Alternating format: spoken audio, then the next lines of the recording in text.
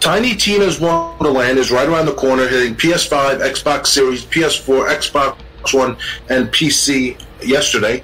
And we now know it will launch with full cross-play support across all platforms. Gearbox Software owner Randy Pitchford revealed the news with a tweet thanking the engineers behind Tiny Tina's Wonderlands for making cross-play happen. He draws specific attention to Sony and PlayStation, which isn't necessarily surprising given that between it, Xbox, and PC, it's usually PlayStation that is void of crossplay with other platforms, although Pitchford isn't necessarily drawing attention to them for that reason. Developers revealed the struggles of crossplay on PlayStation back in 2019, if you're curious about that. Nonetheless, crossplay will launch with Tiny Tina's Wonderlands later this month. That's the tweet basically just restated what I said. News of crossplay support in Tiny Tina's Wonderlands is especially great given that the game features 4-player co-op. Plus, thanks to 2-player split screen on PS4 and 4-player split screen on PS5 and Xbox Series, playing with your friends and family will be a breeze. Are you excited for this new game, Tiny Tina's Wonderland, that's going to feature crossplay? Well, it looks like it's for kids. Like it's like a mixture of Elden Ring mixed in with Borderlands for children. And I looked at the trailer. It looks pretty awesome for me as an adult. And you got the Tiny Tina girl saying like, "Let's do this party right now!" And it's out there for the kids, but they'll like it. And I played Borderlands 1, so it looks good.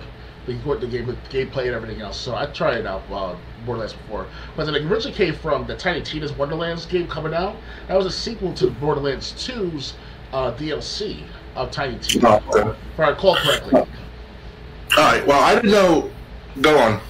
I'm finished for now. Okay. I didn't know where Tiny Tina came from. What really caught my eye was the crossplay. A lot of games even today don't have crossplay between consoles. So it's still admirable when a game that's coming out across different platforms can feature multiplayer crossplay. That's what caught my eye about this. OBS, it's having a signal problem. I might have to. Well, I don't want to. It's just the connection's not as strong as I would like it to be. I have a recording right now, James. No problem. All right. Well, anyway, so as I was saying, I wish more games would offer crossplay for games that would feature on multiple consoles. This is one that's doing it. So if it is a Borderlands 2 DLC continuation, it sounds great, and I'm just happy that this is another game that's going to be offer crossplay between consoles, which will help make it more general as games go on over the next 5-10 years. And it's actually to bring in new Borderlands players as well, too, because, like I said, the theme of it looks so appealing towards more of kids than adults by the looks of things, So it's kind of like, interesting to see them try to get some new players in for their Borderlands series. Yeah, Borderlands is a great game, so even if there's one with the kids, even if there's one meant for kids, as long as it's not too childish and too cartoony. It's cartoony, alright. Well, adults could enjoy it, is what I'm saying. Hold on.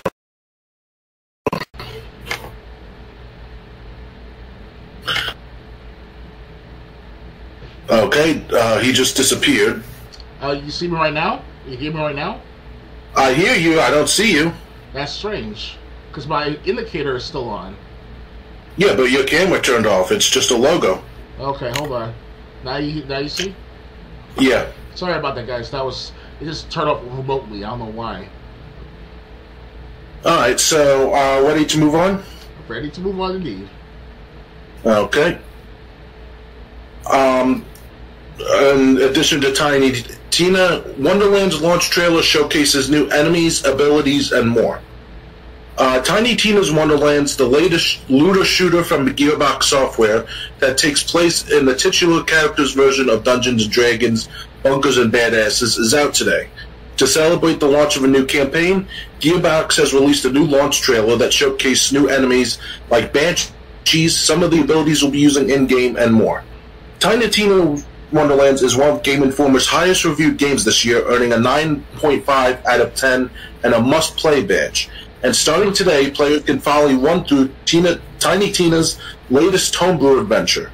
Starring the likes of Wanda Sykes, Andy Samberg, and more, all of whom will be joining you through Tiny Tina's fantasy world. Tiny Tina's Wonderlands, feels like a tongue twister, promises the zaniest adventure yet in the Borderlands universe. As you can see in the trailer, Tiny Tina's Wonderlands boasts some of the most colorful and varied locals in the Borderlands series, and thanks to its unique D&D inspired class system, there are some big changes in gameplay too. What's more is that you can play with your friends no matter what console they're on, because it has full cross-play support. So we kind of answered this. Are you picking up Tiny Tina's Wonderlands? It's an iffy because, like I said, it looks like it's for kids most of the time. Right. I did play Borderlands. It's related to the Borderlands franchise or the Borderlands series itself. That I did mention, of course, that as part of the Borderlands 2 DLC, if I recall correctly. It looks fun and excitement, and also plays the music in the trailer. They played Baby Metal. Have you heard that band before, Triple J? Baby Metal? Never heard of it. Well, Baby Metal is a kawaii metal band, mixture of headbanging heavy metal with kawaii, Korean, Japanese, J-pop type of music. And there's these three girls in the band. I don't know all their names. The one that's called New Metal or something like that, or Saw Metal, something like that. It used to be three, and now it's two of them. And they're good. They're very good with their talented ways with the Japanese culture and the Eastern, Western culture put together. So it's perfect timing for that song to put into Tiny Tina. So okay, anything Borderlands, I'm really I'm willing to try. So I'm enjoying this. Listen, can we take like a break, because I have to reset my router. My internet's I just don't have a strong connection. Okay, what I'll do is I'll do it pause if I can. Okay. Now, start streaming again. Okay, started streaming, take 2. Yeah, so that was connection problems. Is OBS just keeps doing the same thing. So it's like I didn't even. Okay, well, there's nothing I can do about OBS choosing to be uncooperative. So anyway, ready to move on? Yes, indeed. Okay, let me do this so people can see the article. Weird West, Shredder's headline Xbox Game Pass for end of March. The second batch of Xbox Game Pass games for March has been revealed. Weird West leads the pack as a very promising supernatural Western twin-stick shooter from some of the minds behind the Dishonored series. Shredders is a radical snowboarding game you remember from Xbox E3's presentation last summer. Crusader Kings 3 is bringing its medieval simulator wackiness to consoles for the first time as well. Game Informer has reviews for these games. Here's the full list of what's coming, starting with March 17th. Shredders, Xbox Series, PC, and the cloud. The Dungeon of Nahubunk, the Amulet of Chaos, coming to console, PC, and cloud. On March 22nd, which was about 4 days ago, Tainted Grail Conquest coming to console. Zero Escape, the Nanoe games, coming to console, PC, and cloud on the 22nd. Norco coming to PC on the 24th. F1 2021 coming to console same day. Crusader Kings 3 Xbox Series coming to Xbox Series in 3 days on the 29th. And Weird West came on console, PC, and cloud the 3rd of March. These games are leaving Xbox Game Pass. Madden NFL 20's leaving all 3 console, PC, and cloud on the 31st. So is same for Narita Boy, Same for Shadow Warrior 2 and Destiny 2, Beyond Light, Shadowkeep, and Forsaken, leaving PC on April Fool's Day. What do you think of these new Game Pass titles? Are there any that catch your interest? To be honest with you, I'm not sure about these games yet. I haven't checked any of the trailers, and these games have been around for how many months now. So I know I should have looked into this further earlier, but I didn't have time for it exactly, so I can't say much about it. But it sounds good and interesting. The Weird West stands out from what I can tell. Yeah, Weird West sounds interesting to me. Come in. But that's the only game that really has my interest. Other than that, it's all these games I've never heard of. The only game that I've really heard of is leaving Xbox Game Pass, and that's Madden 20. And with how bad Madden's been recently, I'm surprised they even made it to Game Pass. But the Western game really sounds interesting. But like the rest of these, including that Western game, I never heard of. So, if anyone has heard of these games, if you're interested in them, they'll be on game. They're either on Game Pass currently, or will be making it there in the next few days.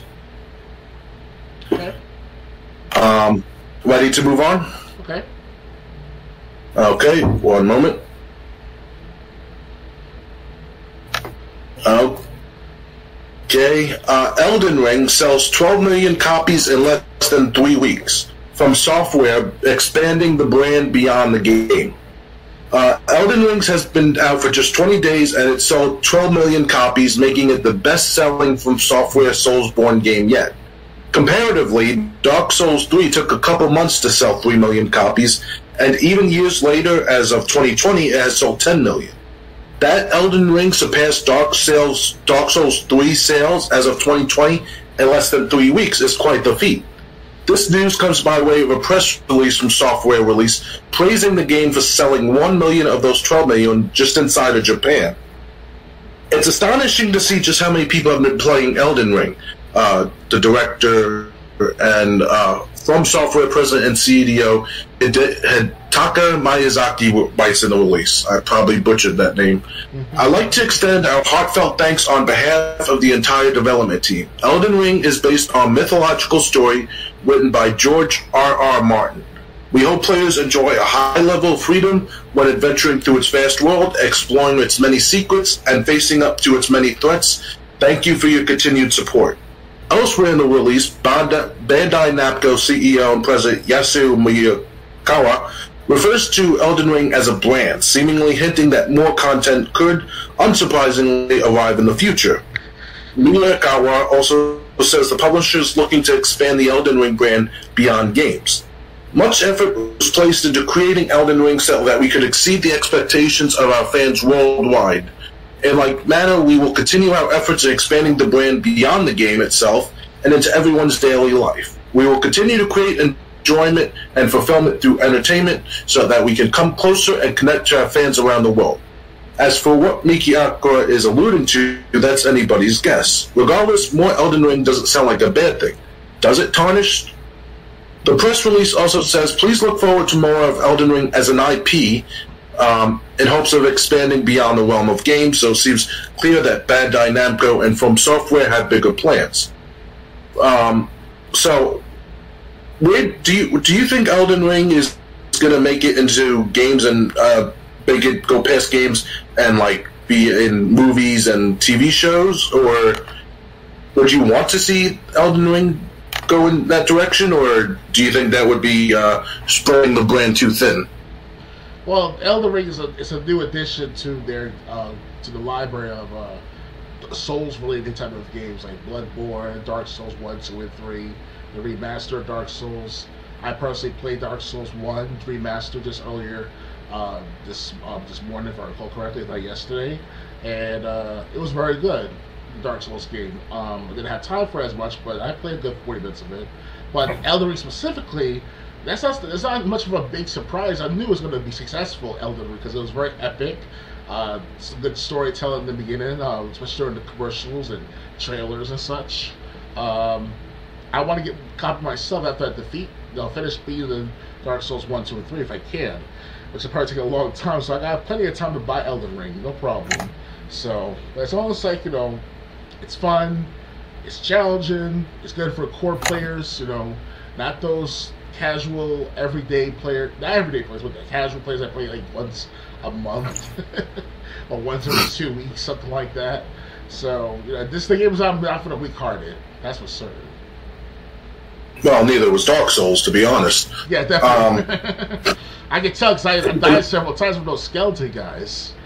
I never actually played Dark Souls, but I've seen reviews of it. I think it was. I always figured it'd be too challenging for me. I'd probably end up throwing my controller across the room. Maybe, but this is this is amazing because I've never seen a game. I don't remember the last time a game did this well. I mean, even Grand Theft Auto 5. They had sales figures making $1 billion in like 3 days, but to have all these to sell so many, like 12 million copies in 3 weeks, I don't know if Grand Theft Auto 5 even did that well. They made about $1 billion within about two days at the most during its original release in 2013 September. So. When I did the review in September of 2013. According to Wikipedia, so this could be wrong, they said it made $800 million in its first day in sales and $1 billion in just 3 days. Okay, I was close, somewhere in between. So, but like I said, as far as the number of copies that sold, I don't know how many it was, but I don't know if that means they should, I don't know if like movies and TV shows would be the best thing to jump into, at least right away. I mean, if they want to go into other mediums, maybe try something else. Maybe action figures, maybe comic books. If people are still buying comics, I really don't know. I still buy comics, just not as much in the United States, especially. Comics for the last 2 or 3 years, I heard the comic industry just had a huge blow with both DC and Marvel, and it lost a lot of creators, a lot of writers, a lot of artists, especially the writers, and they're more of a social justice type of stance on of their own content, like shoving it in their face at the moment, and that's about it. Right? They messed up on Miss Marvel, which that's supposed to be like she's supposed to be a stretchy lady, like move around with her stretchy arms and stuff, like from Street Fighter, like that guy. But no, they're into this fantasy, powerful, like Dragon Ball Z shit, kind of weird like that, Right. So I mean, they could have done. They could have. Like I said, movies, TV shows. That's a big project. I wouldn't do that for a game that's been out not even 3 weeks. Of course not. But if they wanted to move into other things, I'd try smaller markets like action figures. Like I said. Maybe comic books, maybe a standalone comic to test the waters. Tell a story that's either from the game or that didn't make it to the game. And don't forget too, they haven't done much with Dark Souls to begin with. I mean, I'm sure they did like comic book or something with print with Dark Souls trilogy, but that's about it. So they can focus on Dark Souls for that time being, because thanks to Elden Ring, it encouraged more to buy Dark Souls very soon. Because Dark Souls Trilogy console edition for the Xbox One, I've been focusing on my wish list for months, easily. And I never thought about buying it anytime soon. But when Elden Ring came out, I was like, dude, I gotta get the Dark Souls Trilogy to understand this Souls type of trilogy. And get Bloodborne later for PS5 or PS4 if they have a remaster on PS5, So. Right. So, I mean, I understand wanting to strike while the iron's hot. That's obviously a good good business. But at the same time, it just seems like such a big market when you just already had released something that's been so big. I think it's too soon for a TV show or movie, but I think they should look into expanding the property to even get more revenue streams. Mm-hmm. Anything else to add, or ready to move on? I hope that Elden Ring will make it to the game of the year awards, the video game awards sometime this year, especially by December. So it should be the best game of the year at this rate, as long as there's no other breakaways or makeaways, or call it like that. So when is the video game awards? Around early December. Oh, okay. So yeah, it could be. At this rate, especially if it keeps up this much steam, there's no reason it shouldn't be. But at the rate what the Game Awards been turned into is more of a political. I mean, every award show is always political, but we didn't expect the game announcement to be so political so quickly. Because the Game Awards started back 2004, 2003 with Spike TV, and it's been at least 15, 17 years now, at least. Well, about 20 years actually, maybe. Excuse me. So. Well, I don't know about that. I mean, there were console wars in the '90s. You know, Super Nintendo, Sega Genesis, which is better. But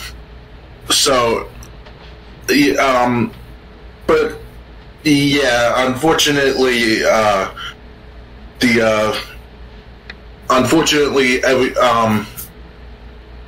looks like the woke virus is trying to infect video games and starting to do so.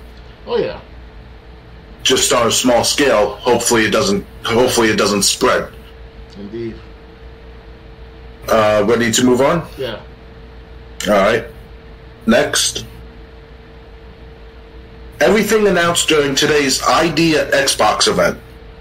ID at Xbox focuses on indies and other titles. If you missed today's event or are looking for a recap of everything highlighted during it, we have you covered. Here's everything announced during today's ID at Xbox event. Immortality. Described as an interactive movie trilogy, Immortality is the latest from Sam Barlow, the creator of Her Story. It's up to you to find out what happened to Marissa Marcel. To do that, you'll be exploring footage from her last movies. Immortality will hit Xbox Series this summer, plus it hits Xbox Game Pass on launch day. Flintlock: The Siege of Dawn. Flintlock: The Siege of Dawn comes by way of Kepler Interactive and Aurora A4. It's a new open-world action RPG. Described as an RPG where guns and gods collide, you'll join Nora and her mysterious companion Eriki on an epic journey of vengeance, gunpowder, and magic in humanity's last stand. This game, which is developed by the same team behind Ashen, drops on Xbox Series and Xbox One later this year. Flintlock is a Day 1 Xbox Game Pass title. Curse to Golf. Curse to Golf is, well, a game about golf. Except instead of beautiful courses filled with luscious green and natural water features, you'll be up against insane hazards, otherworldly power-ups, and more. It looks like a great time despite how cursed it might be. Curse to Golf is being developed by Chuhai Labs and published by Thunderful Games alongside Xbox. It will hit PC sometime in the future, but a release window was not revealed. Escape Academy. Escape Academy is IM 8-Bit's first published game, and it comes by way of Coin Crew and Skybound Games. Described as a school where promising students train to become the ultimate escape room master, you'll be tasked with playing through more than a dozen masterfully handcrafted rooms designed by experienced experts in the field of real-life escape rooms. You can play through all of Escape Academy by yourself, of course, but like a real escape room, you can also play it with someone else via two-player co-op. It launches for Xbox Series and Xbox One sometime later this year. Whalefall. Whitehorn Games' Whalefall is a combination SRPG, JRPG, set in a high fantasy world inspired by the Lord of the Rings, the Suikoden series, and the Final Fantasy games. Set on the continent of Ostfield, which is divided among territorial lines and shadowed by enormous sky whales, economic and political powers on Ostfield shift every 100 years or so when a sky whale falls to the ground below.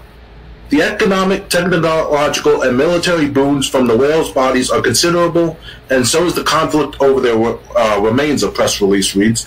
Players will command the armies of Riverwatch to bring an end to a sinister plot to shoot down the legendary creatures and throw the world into chaos.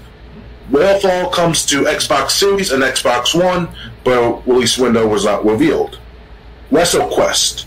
Developed by Megacat Studios and Skybound Games, WrestleQuest mashes pro wrestling and fantasy RPG gameplay together in the ultimate pixel-powered adventure, featuring wrestling icons like Macho Man, Randy Savage, Andre the Giant, and more. You'll need to fight against other legends in the ring and beyond it to save the world.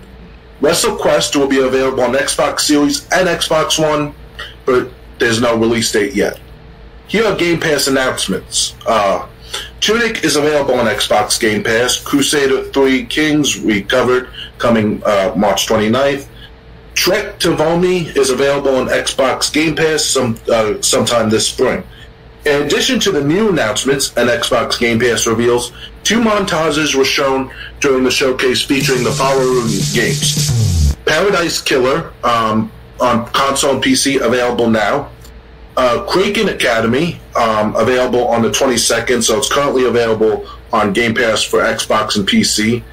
Beacon Pines, available on console sometime in the future, not yet.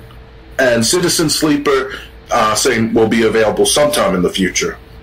The showcase ended with news of the ID at Xbox Spring Game Spotlight. If you spend $50 on any of the titles below, these are titles showcased during today's event, but there are even more in the spotlight, you'll receive 5,000 Microsoft reward points. Those games are Beacon Pines, Chinatown Detective Agency, Citizen Sleeper, Clash Artifacts of Chaos, Crusader Kings 3, Curse to Golf, Escape Academy, Flintlock The Siege of Dawn, Floppy Knights, Immortality, Kraken Academy, Lost Eidolons, Paradise Killer, Rolling Thunder, which I've played before on an arcade cabinet, Shredderers, There Is No Light, Welcome Trek to Yomi, Tunic, Void Train, Whalefall, and WrestleQuest. Are you excited about any of these games? It's a lot of games. It's always for ID and Xbox, because every few months I see a review or a preview of these games through either the E3 Xbox conference or the weekly recaps see on my Xbox One. So it's kind of like you're trying to see like at least 15 games at a time, 10 games at a time at least, going on to be broadcasted to be released sometime after it's revealing. And it sounds interesting, some of these games that I might pick up and buy, but not right away though, because it's just, of course, independent games has been none of them are out yet. Some of them are just on Xbox Game Pass. Of course, yes. And are there any games that you, but like from this list, are there any games that you're specifically interested in? I can't remember which one exactly. You described so many. Okay, well, I'll answer that question myself first. I'm going to refer to the list as Immortality, the one where you have to explore footage from lost movies. That looks like it could be interesting, especially if it's something like where you're watching a movie, all of a sudden you see like a character come towards the screen that's not supposed to be there. Mm-hmm. You know, again, this is just imagination. I haven't seen the trailer for any of these, but that it looks like it's going to be a good game, kind of like for people who played Resident Evil 7. I don't know if Resident Evil 8 had it. Resident Evil 7 had the videotapes that you came across when you were exploring that house. I forgot what the family's last name was. Same here. I think they call it Duncan. It's Duncan, maybe? Maybe. But the thing is, like when you found those videotapes, like what happened to those 3 guys that were shooting that show, and then videotapes of what happened to your girlfriend. So this looks like it's kind of going to be like that, except the movies will play more of a part. Mm-hmm. So I'm actually interested in that. And it's called, what's it called again? It's called Immortality. Immortality, huh? All right. That's almost like, it's rated. What's the rated? Do you know? No, they don't have ratings yet. Usually ratings for the Xbox games are usually like around teenager, no more than higher than that. So that's good. Yeah, go on. Well, Curse to Golf, I'm kind of interested. I'm usually interested in golf games. I don't play them as much, but because I usually suck at them. So I'm kind of interested what insane hazards and power-ups there will be in Curse to Golf. Escape Academy, I'm not really going to care. about because I really don't care about escape rooms.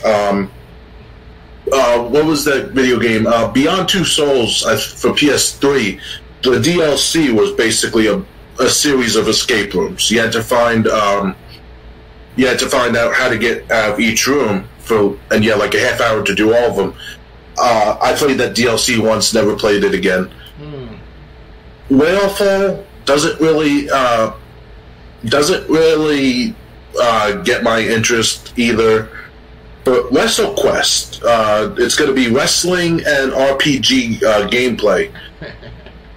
That honestly, that does interest me. They obviously can get legends that have passed away if their families agree to let their likeness be used. So I kind of wonder what WrestleQuest. Yeah, WrestleQuest.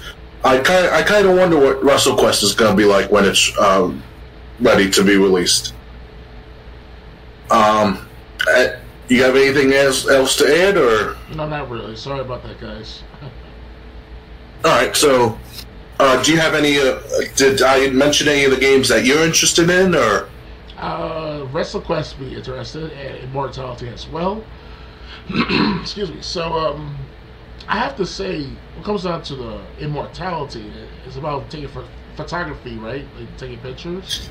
It's interactive movies. It's going to be like interactive movies where you have to watch movies to solve the mystery. Oh, like movies like Friday the 13th, Freddy Krueger's Nightmare on Elm Street. I don't think it's going to be that. I think it's going to be like in-game movies. Okay, so it's not from the actual movie archives, nothing like that. Right. Okay, I'm about to say that would be cool though to see Immortality 2 make that sequel as I put that actual movies, horror movies from the past. You know, from Leprechaun and Dead Presidents. Yeah, but I mean, there's no if they did that, there'd be no way to sell the game because the movie companies would be in uproar. Oh yeah, they'd be like, "Oh my gosh, copyright, DMCA." Yeah. I hate DMCA. All right, so ready to move on? Ready to indeed. Okay. Next, Nintendo Switch Online, Sega Genesis titles Alien Soldier, Super Fantasy Zone, and Light Crusader now available. Nintendo Switch Online and expansion pack subscribers now have access to 3 additional titles, all for the Sega Genesis. Alien Soldier, Super Fantasy Zone, and Light Crusader.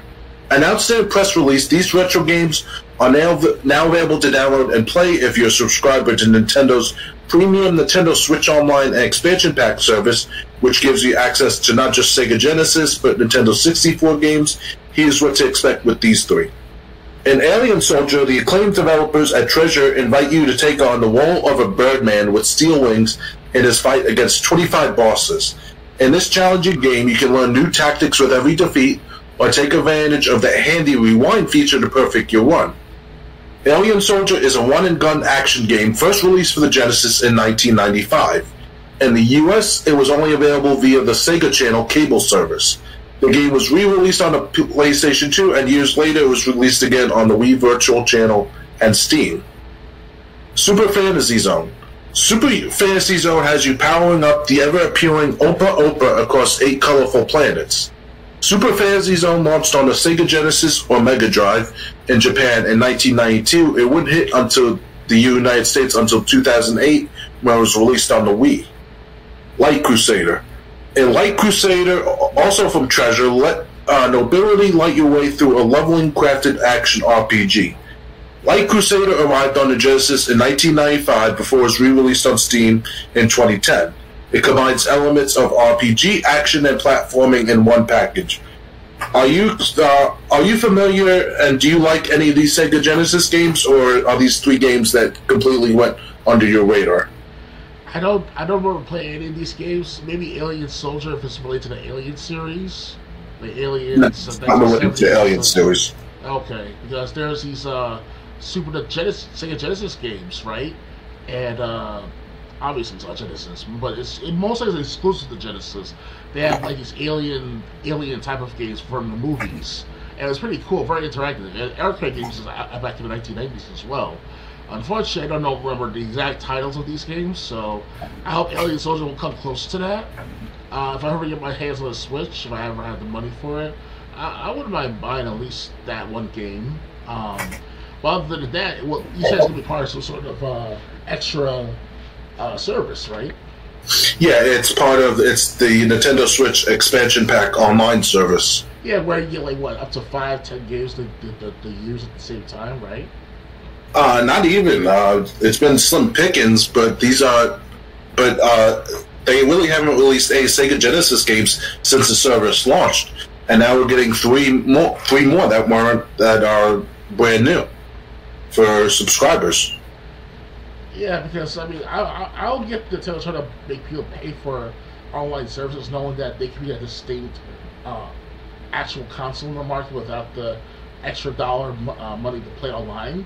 Because Xbox started all this games, this Xbox Gold or play online for $10 a month or whatever, back in 2001, 2002, and it's like, it was good at first, but then people started finding out that Xbox and now PS4 is doing this, PS5, etc.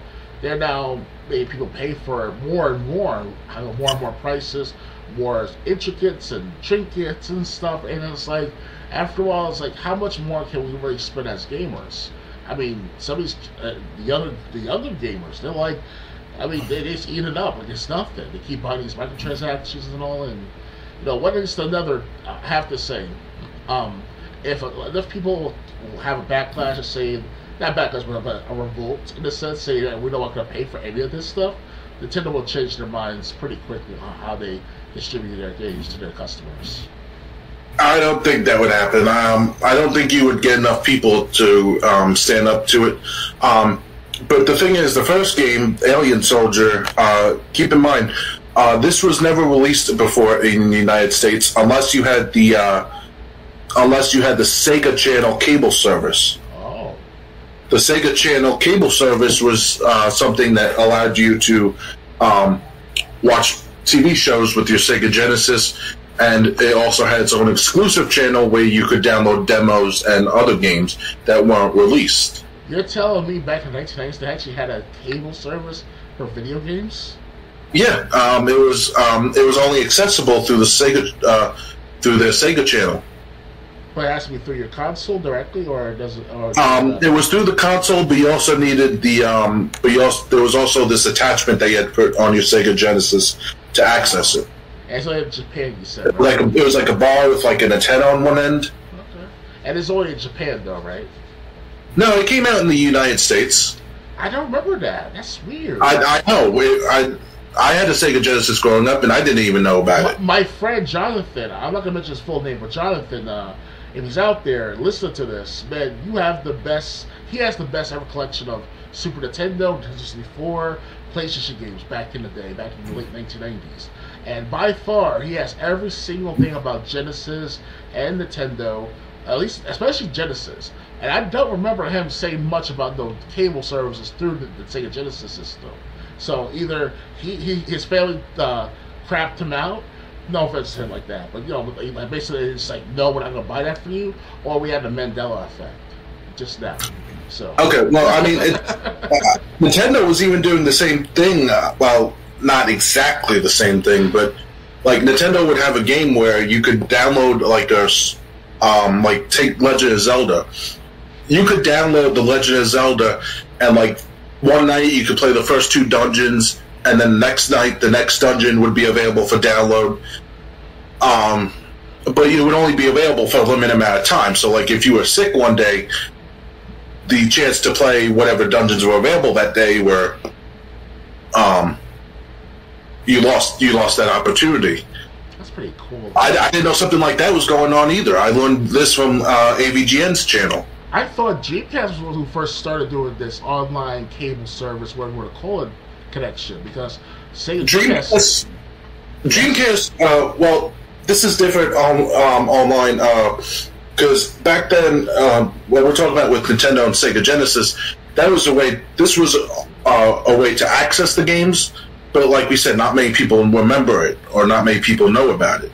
Oh, no, Dreamcast. That's when people started to take notice of online gaming. Oh yes, even going to browse the internet. I'm sure you can do it to this day with my disc. I still have the disc to the Dreamcast with the jack cable to connect to the router and all. But that's old school dial-up. Yeah. So who wants to do that again, right? We had to wait one minute for an image to load about Stacy Keibler or Trish Stratus or something back in the day, and now all of a sudden it's like, now it's like instant. Like, now you see a swimsuit at this Street Fighter. Did you know about that? There's this company on the website. I think it's called TD or D1 or something like that. I'll have to get back to the next podcast, but this company is selling Street Fighter swimsuit magazines / comic books of sorts. It's kind of a hybrid where they show off the Street Fighter characters like Chun-Li or that woman from that wear that school uniform and all that type of stuff. And it's swimsuits. So I just pre-ordered mine. It's going to get in the mail sometime next week. So I'll show on the next podcast. But anyway, yeah, this is I don't know about these cable services through the Sega Genesis. So yeah, excuse me. So if you liked any of these 3 games or wanted to try any of these 3 games, if you have the Nintendo Switch and the expanded online service, you'll be able to try all 3 out. Ready to move on? Yes, indeed. All right.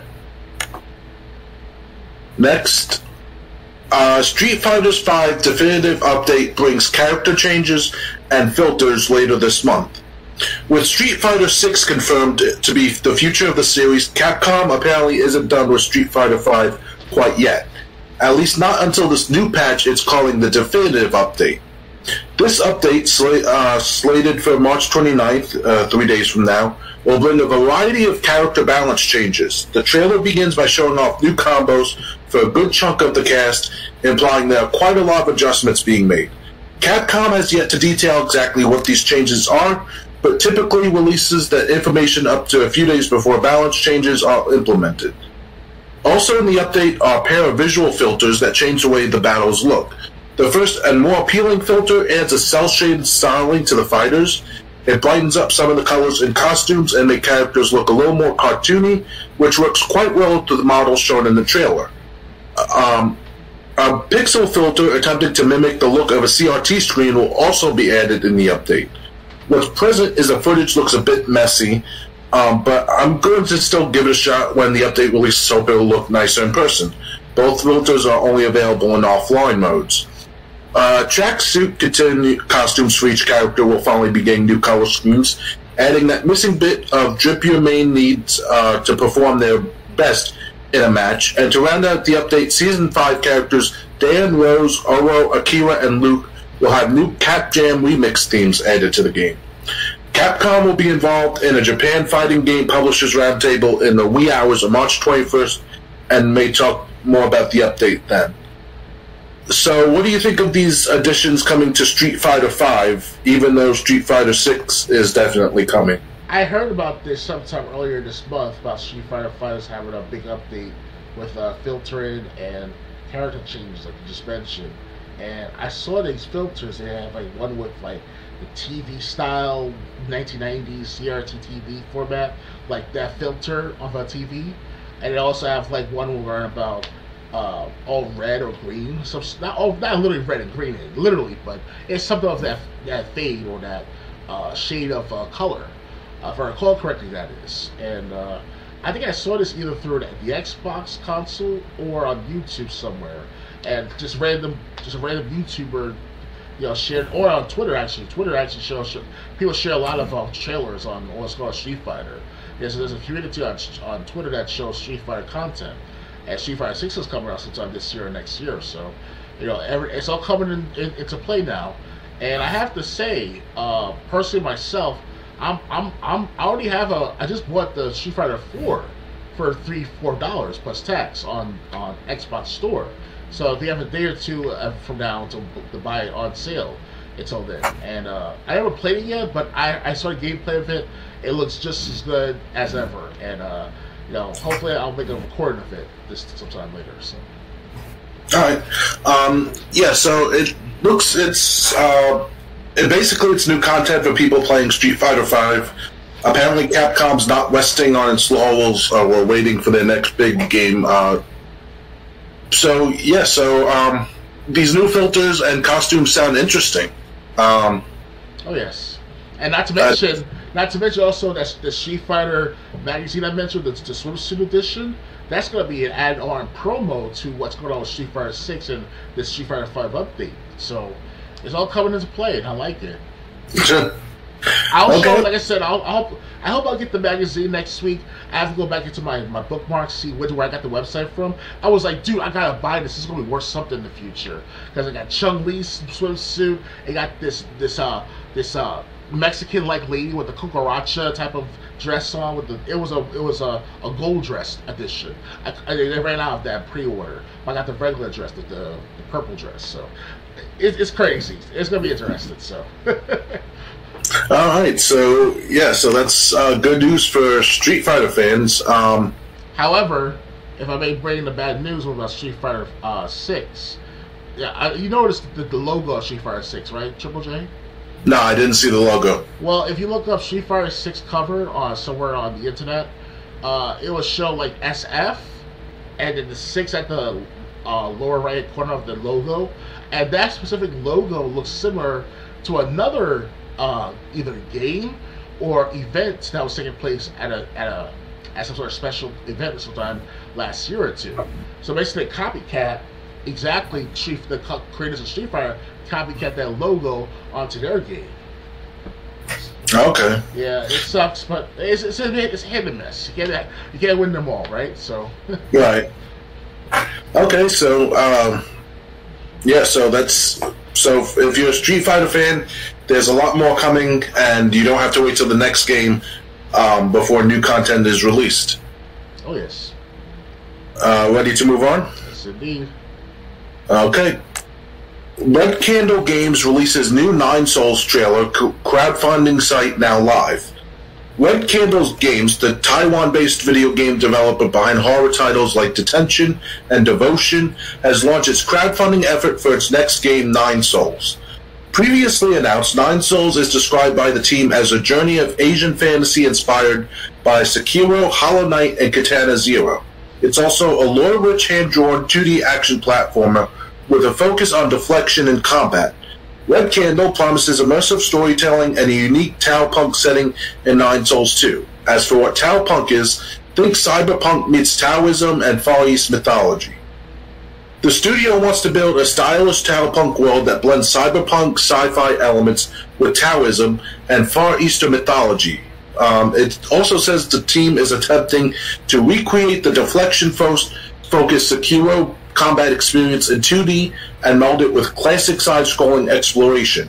Visually, Nine Souls will incorporate anime and manga-influenced art that's handcrafted, and it will be set to the score of a dark electronic sound mixed with Eastern instruments. In Nine Souls, players will explore a land that was once home to an ancient alien race, following a hero's quest to slay Nine Souls, which are the rulers of the Forsaken Realm. There's a ton of additional info about Nine Souls on Red Candle's website. Seriously, there's a breakdown of the story, combat mechanics, including GIFs that show it in action, detail, and art regarding the Tao Punk world, and even word that the game is expected to launch on PlayStation consoles, Nintendo consoles, and PC. Red Candle doesn't name the platforms because it says it recognizes that Nine Souls development is in between console generations, making it difficult to provide a definitive list of support platforms at the moment. Red Candle is looking to raise $3 million, which is the 3 million NT dollars, which is the equivalent of roughly $106,000 in U.S. money. It's already raised 81% of that. Nine Souls has been an ongoing project of Red Candle for more than 2 years. We actually We actually began looking at prototypes for this game a couple months after the launch of Devotion, so we are thoroughly committed to this project. We want to state clearly that the crowdfunding campaign will not alter the fate of Nine Souls, meaning that we will do our absolute best to complete the game regardless of the result. The truth is, the main goal of the campaign is to receive feedback from you. As always, our main concern is about what you, the player, thinks of the game. Are you excited for a game like Nine Souls? It sounds like something from like Nine-Tailed Fox of the Naruto series, so I know it's not related, is it? No, it's like they said, it's cyberpunk and Far East mythology.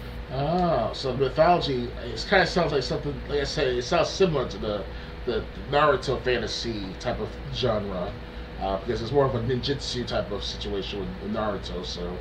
Alright, yeah, it sounds interesting to see this, Nine Souls type of game, and I'm not sure if I'll get it right away. I like to see the trailer of it first, then determine if it's good or not. So, yeah, it's not. If you're looking for a combat-heavy game, though, they said it's going to be platforming with more like deflective combat. So it's not going to be like a all-out assault game, but it does sound interesting, and it does.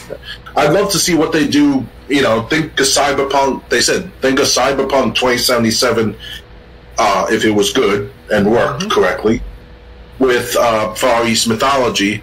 I would love to see a game like that. You know, I'm a big fan of mythology, and I'd love to see what you would come across in the game. Indeed.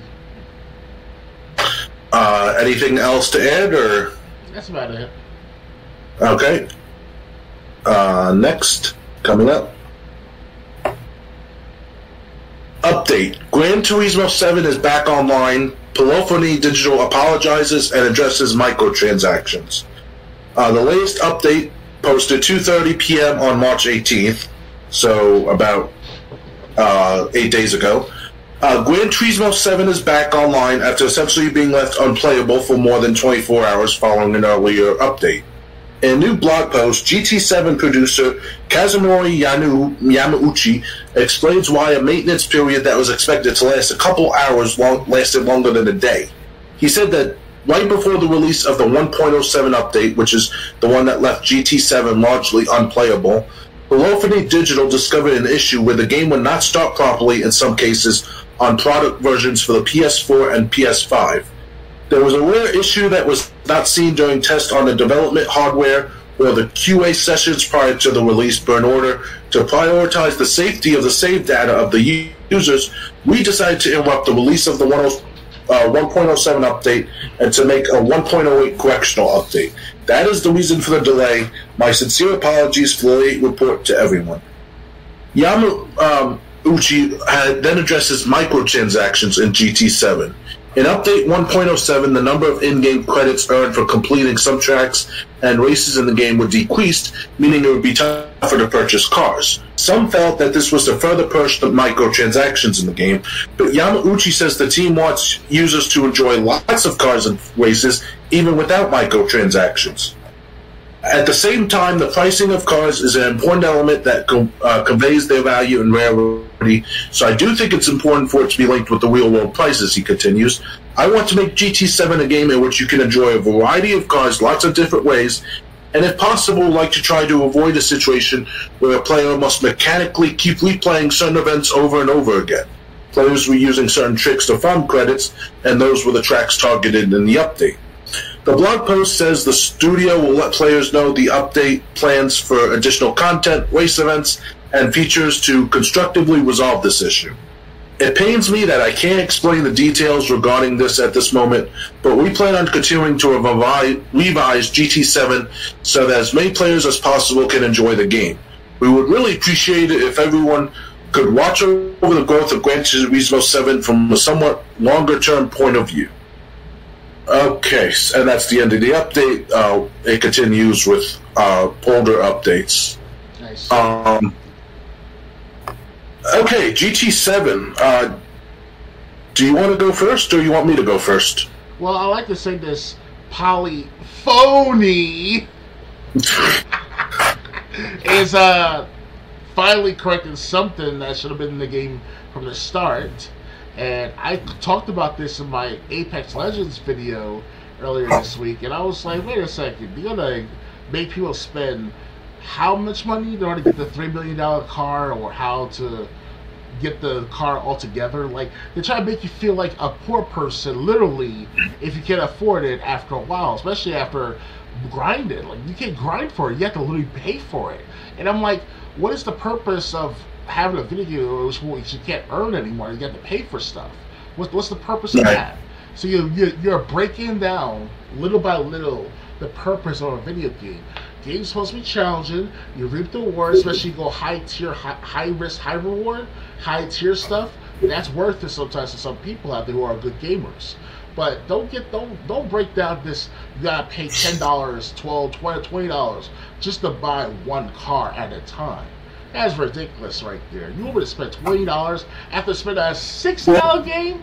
You would have spent $60 and then add another $20. Actually, I heard it came out for. I heard it was $70 at launch. Okay, $70. Fuck. Excuse my language, but still, like, you can't make this stuff up, because they're trying to make the younger gamers act more like these other machine type of consumers. Like, they just keep eating it up over and over, and they don't care if it's wasting their money or their potential or any of them sorts. Try to get better at the game. It's all about how much money you have to pay to get the stuff in the game. That's ridiculous. You might as well just tell the younger crowd, hey, you wanna play a game? Okay, pay $75 standard edition, plus if you want to pre-order, you gotta pay an extra $5 for it. You get the special skin for your car, and then plus another $100 or $1,000 per year. How much you want to spend just to get those other 20 cars out there? Like, who's who you fooling? This is stupid. And Angry Joe said a rant about the NFTs, because now he broadcasted a video showing people buying the color blue as NFT. He was pissed off. He's like, I mine. I feel out of mine too, and I take crazy pills, people. So who's the crazy one right now? First off, I don't know when you would pay $5 for a pre-order, like at GameStop, didn't that count towards the?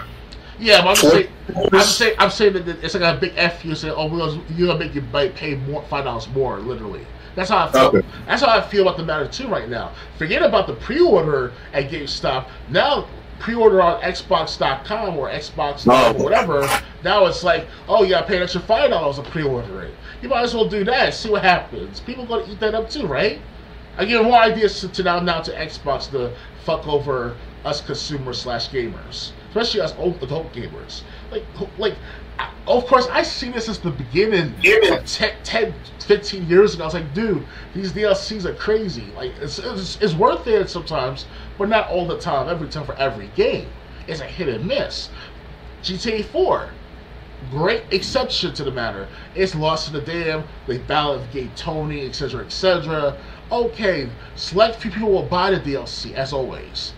And then they physically released the DLC on a standalone disc also. Exactly. That was back in 2010, 2009, give or take.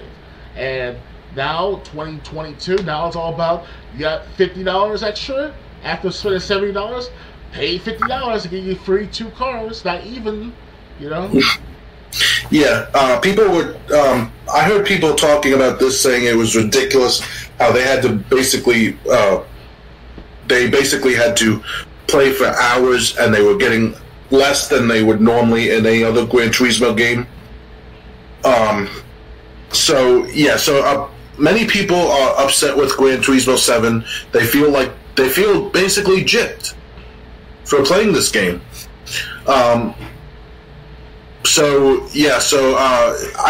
And this update, you know, maybe if they weren't trying to nickel and dime the customers, they would have caught this flaw in their update. I mean, the thing is, people paid $70 for a game, and then they couldn't play it for a whole day. This is WWE 2K20 standards. Yes. It's spread like a disease.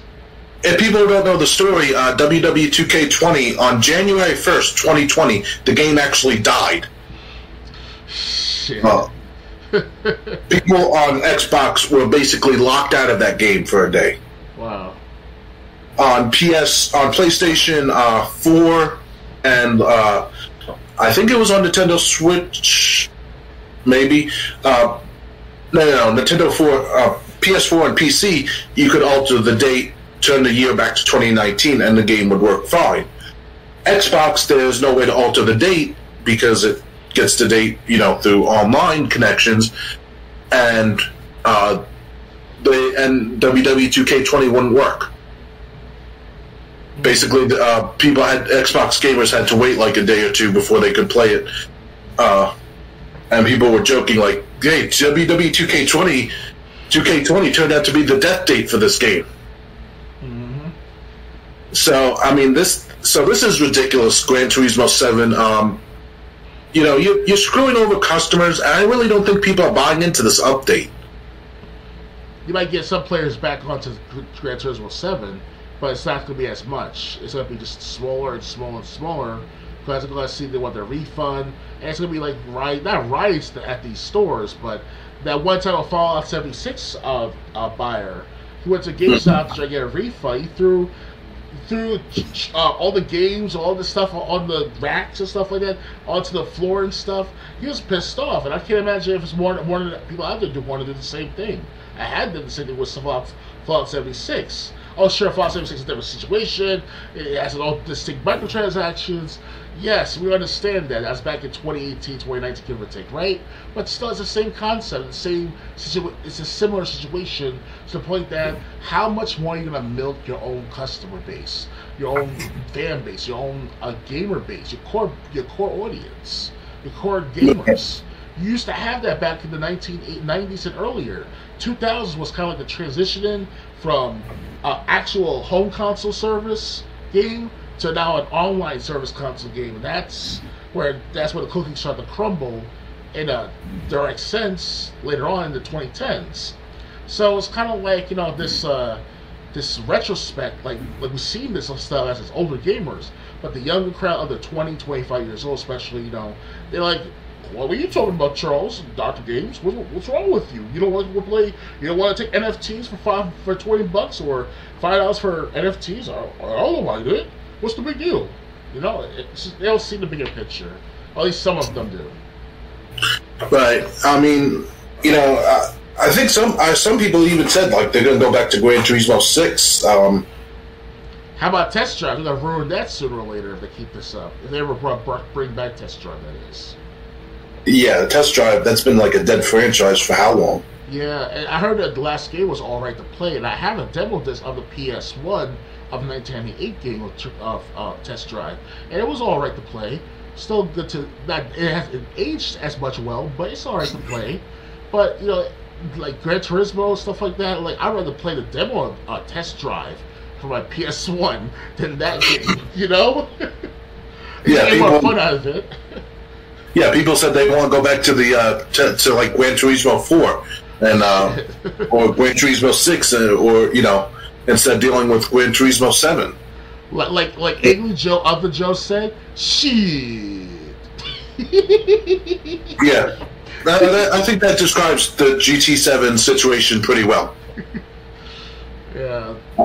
I agree with Angry Joe with the NFT. I know it's off topic a little bit, but I wanted to go crazy just like him with that video with the atom bombs and stuff like that. Like, let's go to war right now. We want free refunds of all our Xbox memberships and stuff like that, and atom bombs everywhere, and Cthulhu comes out of the sky and saying, "Buy our NFTs or die." Like that. So. So I'm done talking about Gran Turismo 7. Are you? Yes, I am. Okay, so ready to move on? Yes, indeed. Okay. So next, Vampire the Masquerade Swansong gameplay trailer showcased its investigation mechanics. Vampire the Masquerade Swansong is the upcoming narrative-focused RPG set in the universe of the popular tabletop game. A gameplay trailer provides the first glimpse of the game's choice-driven investigation mechanics, which players will use to unravel a deadly assassination plot. Assassins have attacked the Boston Camarilla, the secret society of vampires residing within the city. The Prince of the Camarilla, Hazel Iverson, has tasked fellow vampires Galeb Bazzini and Amem Lewis and Leisha with finding and eliminating the culprits to preserve their way of life. Each of these 3 characters can be customized with different skills and possess unique traits to allow players to infiltrate areas, uncover clues, and neutralize threats. Galeb, for example, enjoys snapping necks and can utilize his domination power to control the minds of others. Leisha's obfuscate ability allows her to disguise herself to blend in. Amem is a celebrity that uses her notoriety to access restricted areas and talk characters into revealing sensitive intel. Confrontations are dialogue-focused forms of combat where players must choose the right dialogue options to win arguments and in turn obtain vital information. Being savvy and keeping a low profile is key, but relying on your vampiric powers too much raises your bloodlust. That causes your bestial side to take over, which can affect your actions in unpredictable ways. Occasionally, feeding on people reduces this hunger. Just be sure to do away from prying eyes. Swan Song features multiple endings based on your choices, which will determine the fate of Boston's vampire community as well as the individual characters. The Vampire the Masquerade Swan Song launches, it actually already came out, for PS5, Xbox Series, PS4, Xbox One, and PC. Swan Song isn't the only Vampire the Masquerade game in the works. The Battle Royale game Blood Hunt is set to exit Steam Early Access later this year. Bloodlines 2, the sequel to 2004 cult favorite, is further away since its development has largely been restarted. So, does Vampire the Masquerade, does that sound something that you would be interested in? Is it like one of those third-person perspective attack games like that? It's a game where basically you have to pick the right conversation choice. Oh, like investigation, like murder soul suspect. That's a game, in a sense. More like L.A. Noire, basically. Oh, okay, that's not bad. Not bad. I was thinking, is it related to the game Vampire with the Y? From last I don't think so. They didn't say anything about that in the article. I'll check out that trailer sooner or later. Yeah, this is something I'm really interested in. I love games like where basically you have to pick the right conversation choice to get the outcome you want. That's one reason I love Telltale games. So, Vampire the Masquerade, don't have the money for it right now. It's probably $60 or $70 right now, since it just came out like a week ago. But it's definitely something I would check out. Love if maybe in the coming months, even if I don't have the money, maybe it'll be a free play day. One of the games for a free play day. But yeah, I'll definitely check this game out when I get a chance, one way or another. Indeed. It's not just a brute force attack game, but you have to use the different vampires that have different strengths to unravel the mystery. Ready to move on? I wanted to say this stuff about Vampire Masquerade.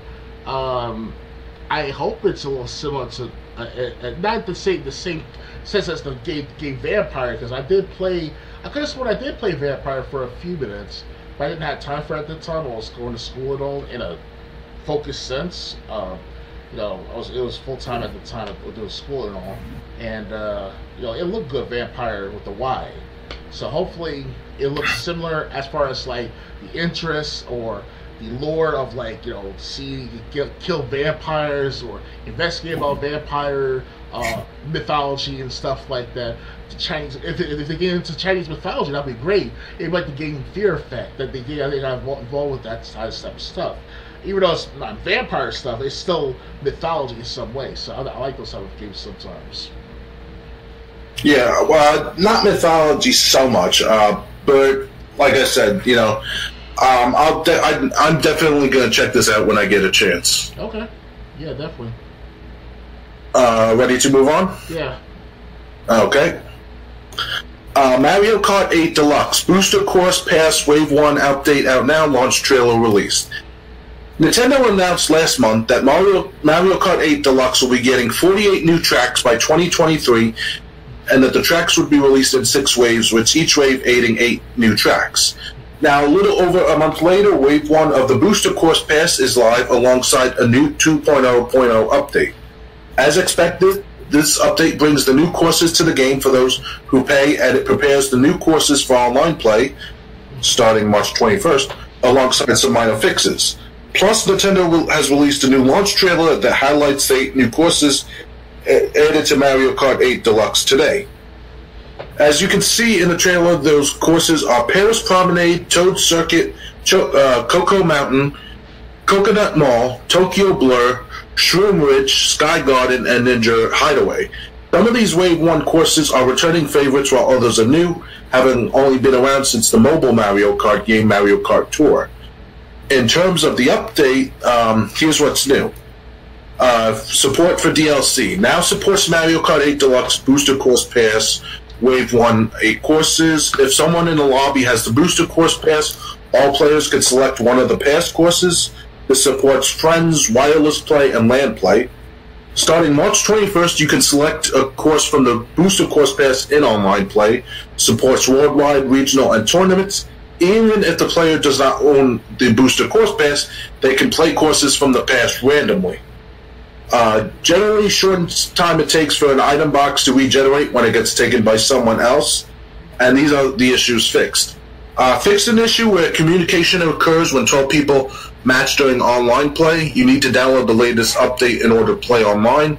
If you download the latest update data, you will not be able to do wireless play or LAN play with other players who are using data from a previous update. The update data contains fixes to issues that improve gameplay experience and other content that is not listed here. In order to download the update data, you need enough space on your system memory or micro SD card. Are you jumping into Mario Kart 8 Deluxe today? Let us know in the comments section below. I have to say, as someone who had Mario Kart 8 on the Wii U, I never played Mario Kart Deluxe. I can't believe that these many courses are coming. Yeah. I'm used to what, four courses. There'd be like 8 circuits. There'd be 32 courses. But there's going to be 48 new courses by the time all the updates are released. Indeed. You go on. Go ahead. I want to say though that I did play Mario Kart on the Wii. I know that's very late to the party, and so hit. But courses like the Rainbow Road and Mushroom Kingdom and stuff like that. I like those type of that kind of game, Mario Kart, especially back during the Super Nintendo, the first one. I'm still on. Last time I checked, I still have a saved record on my cartridge saying that I'm at 200% or 150%, something of that matter. I was struggling to pass 100%. So there's 150%, a 200%, and a 300%. And I just can't get past by it. It's so impossible. So imagine Mario Kart 8 Deluxe with this stuff. It's like all Mario gamers of all eras come together and play this thing. I'll be like, if I had the money for Nintendo Switch, I'll buy Mario Kart 8 Deluxe. I'll definitely do that. Yeah. Huh? Mario Kart 8 Deluxe was basically, at first, it was just Mario Kart 8 from the Wii U, but all the characters were unlocked from the start. All the DLC that came out for the Wii U version was going to be available from day one. But now all these new courses, it's really amazing. Rainbow Road was always one of my favorites. Bowser's Castle, what they did with that in the new version is pretty amazing too. But yeah, so I'm just impressed with how much they're doing, because I never thought Mario Kart 8 Deluxe would have this much new content coming to it. Yeah, I hope. Is Rainbow Road still part of the basic game, or you have to get downloaded the Rainbow Road? Rainbow. Rainbow Road is as well as far as I checked. Considering the Wii U version, Rainbow Road was still a course. You just may have had to unlock the circuit. Yeah. It didn't cost any extra money, but like some circuits would be available from the start. Some circuits you had to do well to unlock the newer ones. All right. So, but Rainbow Road, last I checked, was still in the game. Okay. But it's drastically different from the N64 and Super Nintendo versions. All right. I hope to have a bundle to buy later on, like have like all the updates, the add-ons, you name it. Mario Kart 8, call it Mario Kart 8 Ultimate, some shit like that.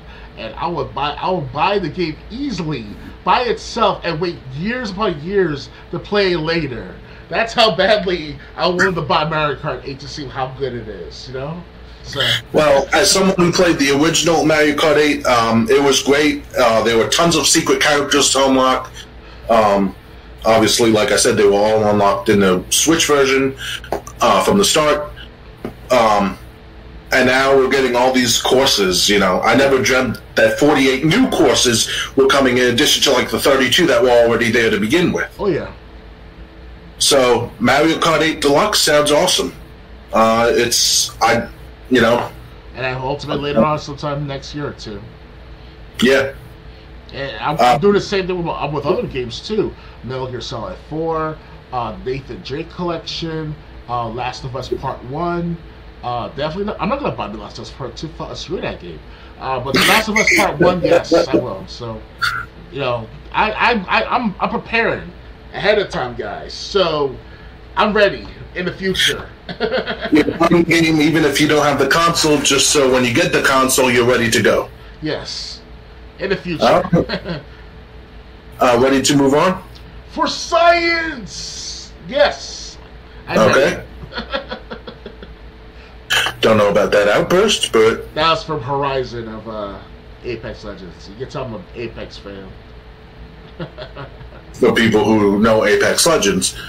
Yes. Anyway, Fortnite Chapter 3 Season 2 adds a strange mix of Marvel characters. Fortnite's new season is here, and Marvel is once again in the spotlight. Players now have the chance to unlock Doctor Strange and Prowler as new skins. Iron Man is also making a return after a long hiatus. The new season kicks off this was written March 20th, and runs into the summer. From March 30th to April 3rd, Epic Games is committing all Fortnite proceeds to humanitarian relief for people affected by the war in Ukraine. Epic Games post states that Xbox is also donating. Xbox is joining us in this effort as committing their net proceeds for Fortnite during this time so that we can get more aid to the people of Ukraine. Chapter 3, Season 2, Resistance, continues the battle for the Zero Point and gives players plenty of new abilities and gadgets to use in this endeavor. The player's default movement speed has increased, and additional speed bursts can be gained through the new sprint move. The player can also use a mantle to grab onto ledges and hoist themselves up. You no longer need to build to reach new heights. Speaking of building, the ability is currently gone thanks to a story development you can see in the trailer. You'll now need to use the environment and new moveset to gain the upper hand. Epic will obviously bring back building, but for the short term, it's gone, and the game is going to feel dramatically different. Epic also added a new slate of vehicles to add a little more mayhem to the mix. An IO Titan tank and battle bus can be used, but you'll need to save up some bars to build the bus, which features a cow catcher, chonkers tires, and 2 types of turrets. Doctor Strange and Prowler are tied to the new Battle Pass. As you work to unlock them, you can also pick up additional skins for characters like the Origin, Gunner, and Tuski 2.0. Epic was surprisingly quiet going to the launch of this new season, yet while lacking a big event to set it up, the changes to gameplay and unlockable content are huge and should keep Fortnite fans from playing until the next season arrives. My question to you is, what do you think of the additions of the characters Doctor Strange and Prowler? I have to say, Doctor Strange will be a great addition to the factor because Doctor Strange 2 is coming out later this year, called The Multiverse, and it's a continuation of where they left off at Peter Parker's Spider-Man Far From Home, or No Home Abound, or whatever it's called. And if you didn't watch the Spider-Man movie back in December, watch that to understand Doctor Strange 2 later on. So keep that in mind. One moment, I just gotta get myself something to drink. Yeah, sure. So in the meantime, Doctor Strange tried to help Peter Parker find some way with his make sure he's not popular among his family and friends and the whole entire world of him being Peter Parker. He wanted to just have Spider-Man as Spider-Man only, covered up from his identity.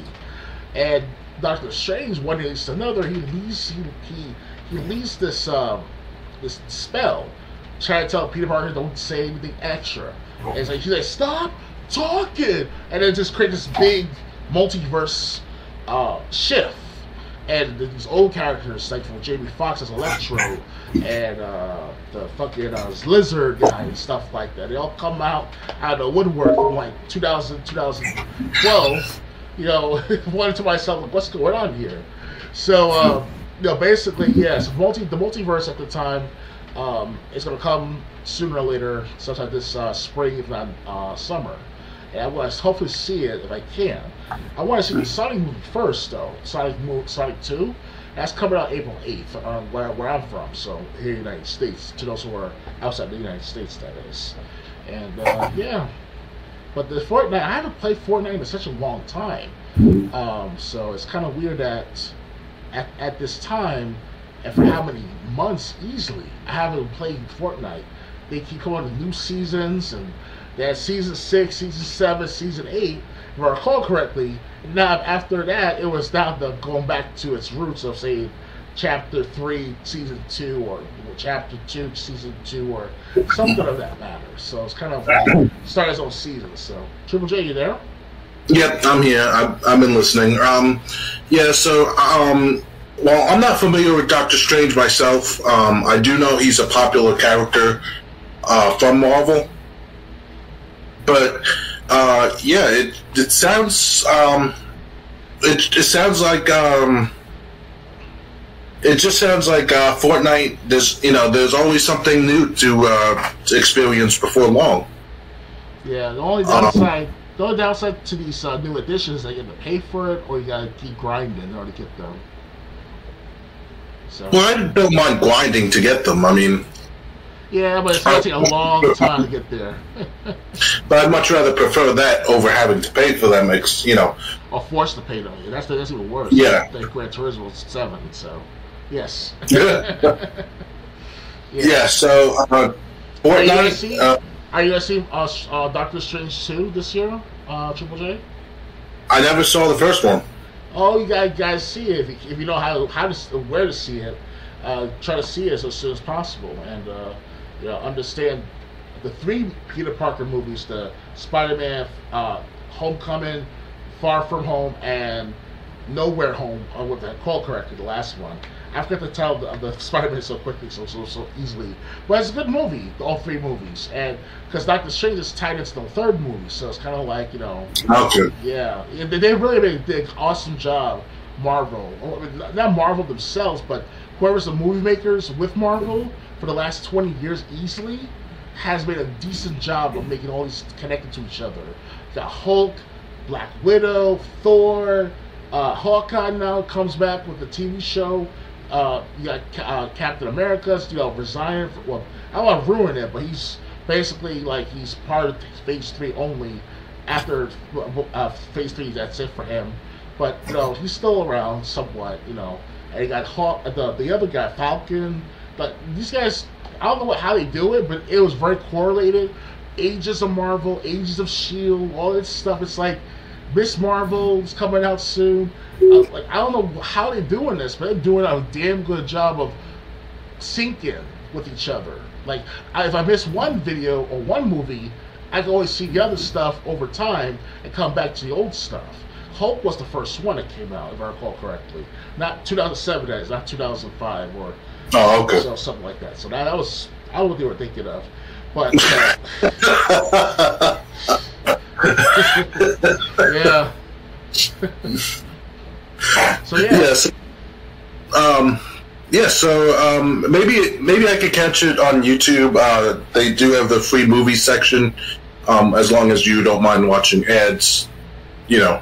Yeah, and also too, if you want to see the Marvel movies over time, they should have bundles as well too online somewhere. You have to find out how to get them and how much it costs. But they're still making Marvel movies. They're Phase 4 right now. Blade is coming out next year or two. Thor 4 is coming out this year, such and such. So it's going to be it's not the best Marvel movies from the cinematic universe situation of Phase 4, but it's still okay to watchable. To understand what happened after Infinity War and Thanos and stuff like that. So, well, for Fortnite fans, you know, there's new content. If you haven't played over the last week, ready to move on? Yeah. All right. Coming up next, a Plague Tale TV show is in the works. Ooh. A Plague Tale: Innocence, which was a surprise hit back where it was released in 2019, is getting the TV series treatment. This news comes by way of French director Matthew Turri, who confirmed that he's working on the adaptation on Twitter, as reported by Eurogamer. Turri's involvement makes sense too because the publication reports that U.S. production studios passed over the project, which led to interest in it being a French-developed show increasing. And that's where it stands today. It will be a series set in medieval France, like Innocence, that uses talent from France. It's official. I'm honored to work on the adaptation as a TV series of A Plague Tale. Thank you to Asobo Studio and Focus Home Interactive for their trust. I can't wait to bring Amicia and Hugo's journey to the screen. Released in 2019, Innocence takes place in 14th century Aquitaine and follows big sister Amicia and her little brother Hugo as the two trek across medieval France in search of a cure or at least answers to the mystery of Hugo's powers. These powers give him the ability to control rats, but it takes a toll on Hugo too. A sequel to the story, A Plague Tale: Requiem, is due out sometime this year. Perhaps if it's well received as Innocence, we could be seeing an adaptation of Requiem, or maybe it'll just be season 2. Are you excited about a TV adaptation of A Plague Tale? Yeah, I'm very surprised. It's only been 3 years ago it came out, and I just got the game with Games with Gold of Plague Tale, Innocence, that is, and they're gonna have a second Plague Tale game coming out sometime this year or next year as well. So, Requiem. Okay, because Plague Tale, I see you did gameplay of it back months ago, Triple J, and it looked good. You know, I saw one of those parts where the kid or the mother, or whatever the female was in the main character, she was fighting this knight or this guy swinging some sort of sword around or whatever, and you were dodging him, bopping and weaving, you know, come on, sucker, come on, you can't hit this girl, come on, you can't hit girls, come on, you know, like you were doing all that bopping and weaving, so yeah. Oh, that was cringe. Come on, you can get me, come on. While he has a psychotic break, I'll just give you my feelings. I reviewed A Plague Tale: Innocence on Xbox One. It's on all my channels: BitChute, Dailymotion, Rumble. So if you want to look for my review, you can find it there. I'm a big fan of A Plague Tale: Innocence. I really was surprised by the game. I don't know if the demo's still up on Xbox. If the demo's still up on Xbox Live, but that's how I found out about the game. Once I played the demo, I was completely hooked. Wanted the game as soon as I could get it. So, you know, when I found out A Plague Tale: Requiem was coming out, when I first did the review on A Plague Tale: Innocence at the beginning of this year, I was shocked. I was like, I had no idea there was a sequel being planned, and now there's going to be a TV show on top of it. Yeah, they take that risk. Yeah, and the TV, you know, the TV show, it's obviously going to cover the same story. I can't believe the U.S. passed on it, the production studio in the United States. But you know, I'm really interested in seeing this TV series. I would love to catch it when like the first episode comes out or the first season comes out. And I'm also interested in a Plague Tale with Queen. I don't know where they're going to go with the story. I don't know if it's going to feature new characters or not. But, yeah. It's from France, so they're not going to fuck it up. Think about it. You have to understand. Every time when a Western... I know France is part of the Western world, but us United States people, we fuck up Marvel and DC. And we fuck up... what else? Perhaps even the Teenage Mutant Ninja Turtles and Batman and you name it. To some extent, that is, on the Batman stuff. But you know what I mean? Like we screw it up and make it worse for the fans. Like Halo, for example. That was what Steven Spielberg was supposed to direct that thing. And look at where it is now. It flopped. It's Rotten Tomatoes on tomato.com, wherever that website is. Rotten Tomatoes. So, Plague Tale Innocence is French. They have a good history of film. I watched their international TV show, France 24 or France 23, whichever comes first. They broadcast midnight my time, Eastern time, of these different cultures and values of art and film on the weekends. Last time I checked that is back a year or two ago I saw this. So of course they didn't mention Plague Tale Innocence obviously, but they do feature it. Hopefully they'll feature it on their show on the France 24. So yeah, so I can't wait for the TV series. I can't wait for the sequel. If you want to know what I thought of the first game, if you're watching this on Twitch, go to the About section. There's a link to my BitChute channel. The review was done at the beginning of this year. And I'm a big fan of Plague Tale Innocence. It's a shame the game didn't... I never saw a big advertisement for the game. It's a shame because it's one of those games that I think should be played by everyone. Mm-hmm.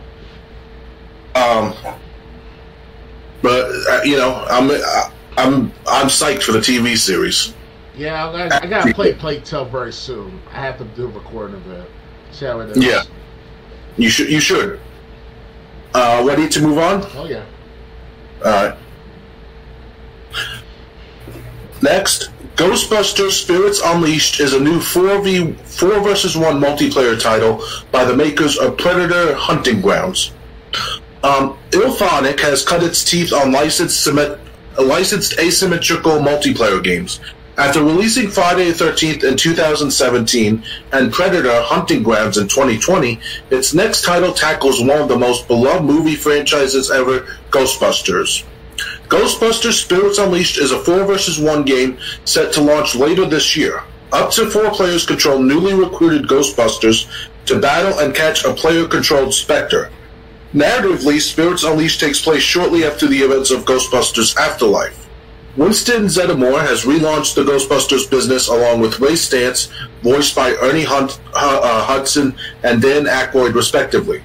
You'll find both characters in a firehouse, which serves as an interactive menu and explorable hub where players matchmake, purchase cosmetics for Ghostbusters, unlock new characters, and explore.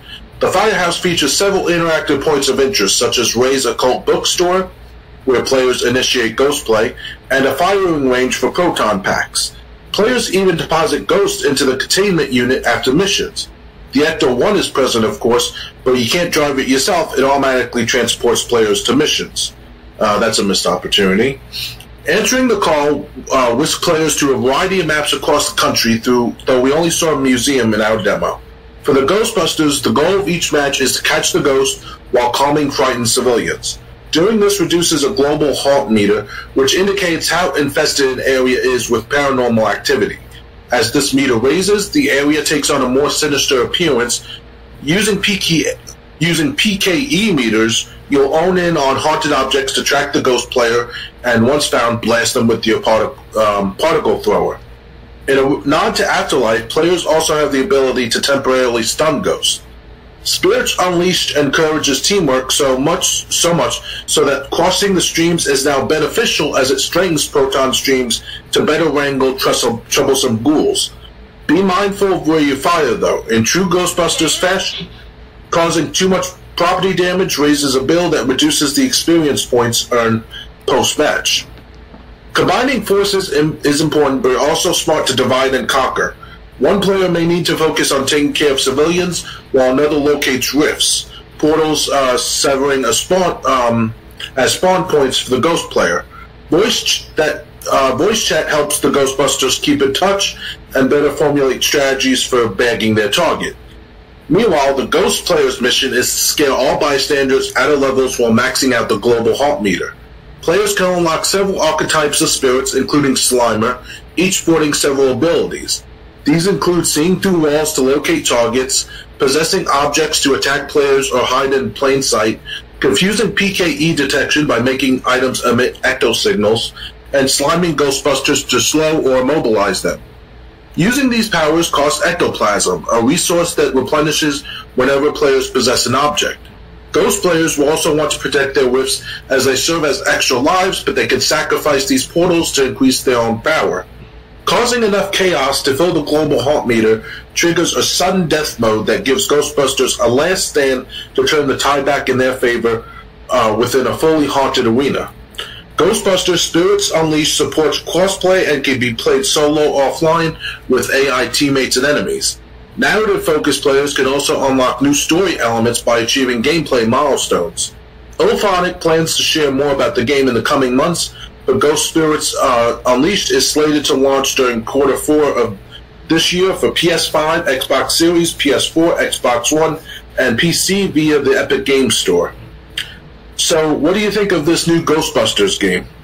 It sounds like a sequel to the Ghostbusters that came out back in 2008, if I recall correctly, 2009 actually. And that game was good as well. However, though, this sequel, Ghostbusters Spirits Unleashed, I hope it's not going to end up like Evolve, the game. Because Evolve was a 4 versus 1 multiplayer, and it didn't do so well after a year or two, not even. And it shut down after the third year. This is back in 2014, by the way, guys. So hopefully this game will not create another Evolve, and take it from there. Because I'm a Ghostbusters follower, not a fan or fanatic per se. I mean, I do like watching the first two Ghostbusters. Ghostbusters 2016, it's iffy, but it's still okay to watch. It's watchable. It's funny sometimes. Lisa, whatever her name was, the black chick, she did all right, because that helped her get other roles as well in Coming to America, which is a sequel to the 1980s film. So Lisa, whatever her name is, if I recall correctly, she did all right in 2016 Ghostbusters the movie. But other than that, the games itself of Ghostbusters Spirits, yeah, I think I'll watch the trailer and see how it is, to see what it looks like. Yeah, this game sounds interesting, especially like the environment starts to change the more hauntings that happen. And I've never actually watched any of the Ghostbusters movies, never seen any of them. What? You seriously saw Night of the first Ghostbusters? Not even the first one. I even had the first one on PSP. What? Yeah. What's wrong with you, my friend? Are you high right now? I mean, I got my weed stick and you want to smoke together right now? I mean, I understand you have the feel of not remembering things or having a hard time thinking back what happened when I saw, but you never saw Ghostbusters 1? At least the first one. Forget about 2016 Ghostbusters. If you ever, my friend, watched Ghostbusters 2016 first, I will come to you and get that slimy ghost onto you, and you'll be like, "Oh, Charles, what's wrong with you? Why you took me out with this thing?" And whatever the case may be, and then I'll just put you in a headlock, and that's it. So. Yeah. Well, I was interrupted. I did say I actually had the first movie on PSP disc. That's out though after a while. But yeah, I've never. But then again, I would have to watch the movie on PSP. That's not always the best way to watch it. Yes, let's see what I'm going. Yeah, it's good on the go, but it's not the best way at home. But so I've never seen the first Ghostbusters or any of the Ghostbusters movies, but I'm definitely, and I didn't even have a chance to play the previous game that came out, although I was looking forward to it. Okay. But yeah, this game I'm definitely interested in playing.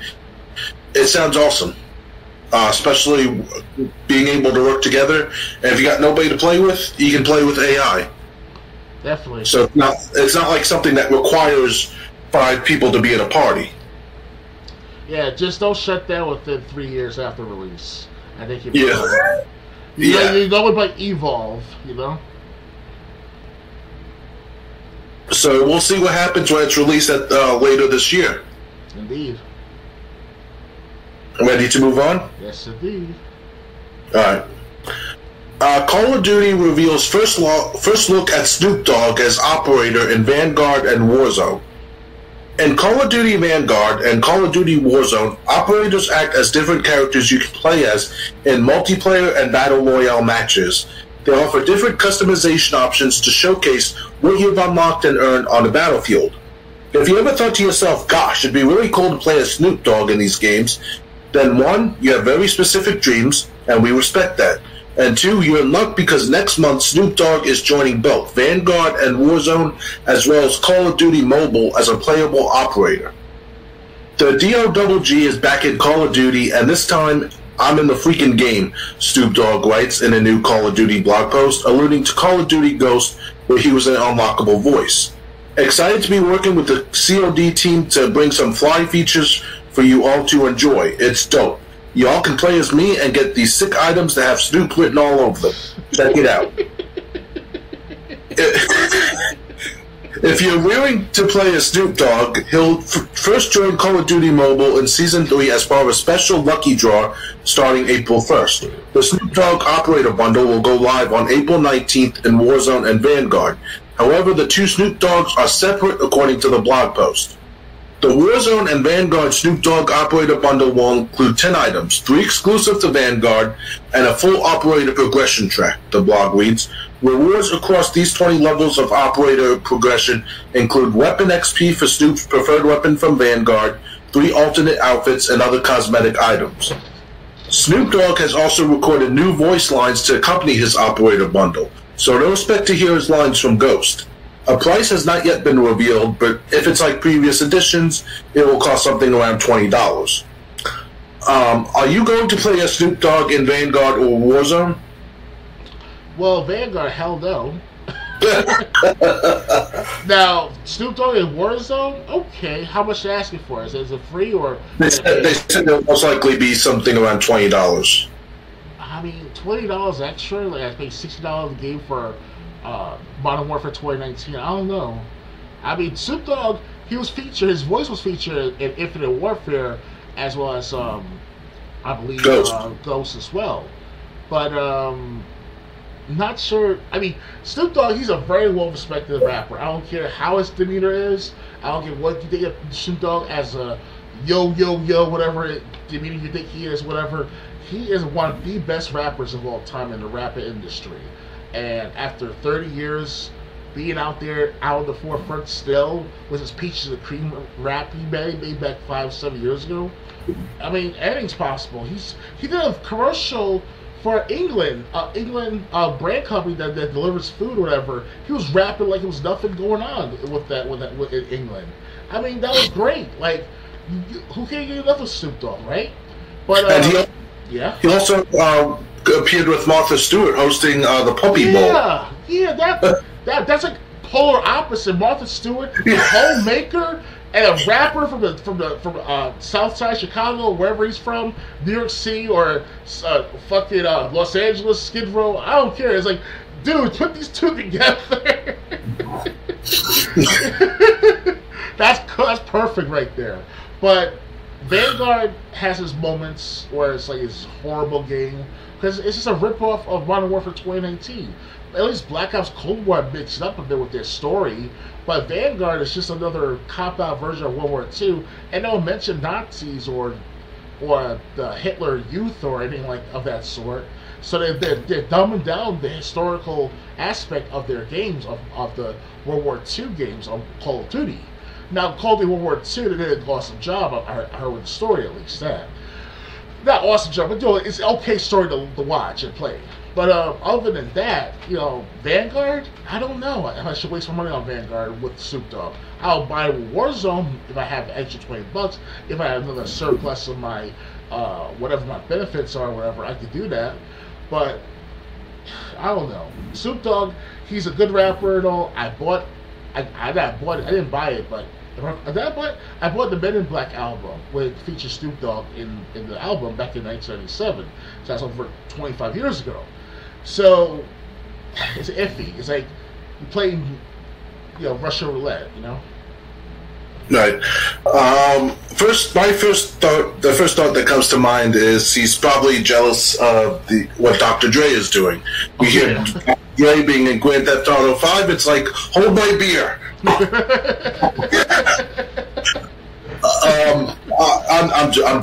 I'm just kidding. I'm a big fan of Snoop Dogg myself.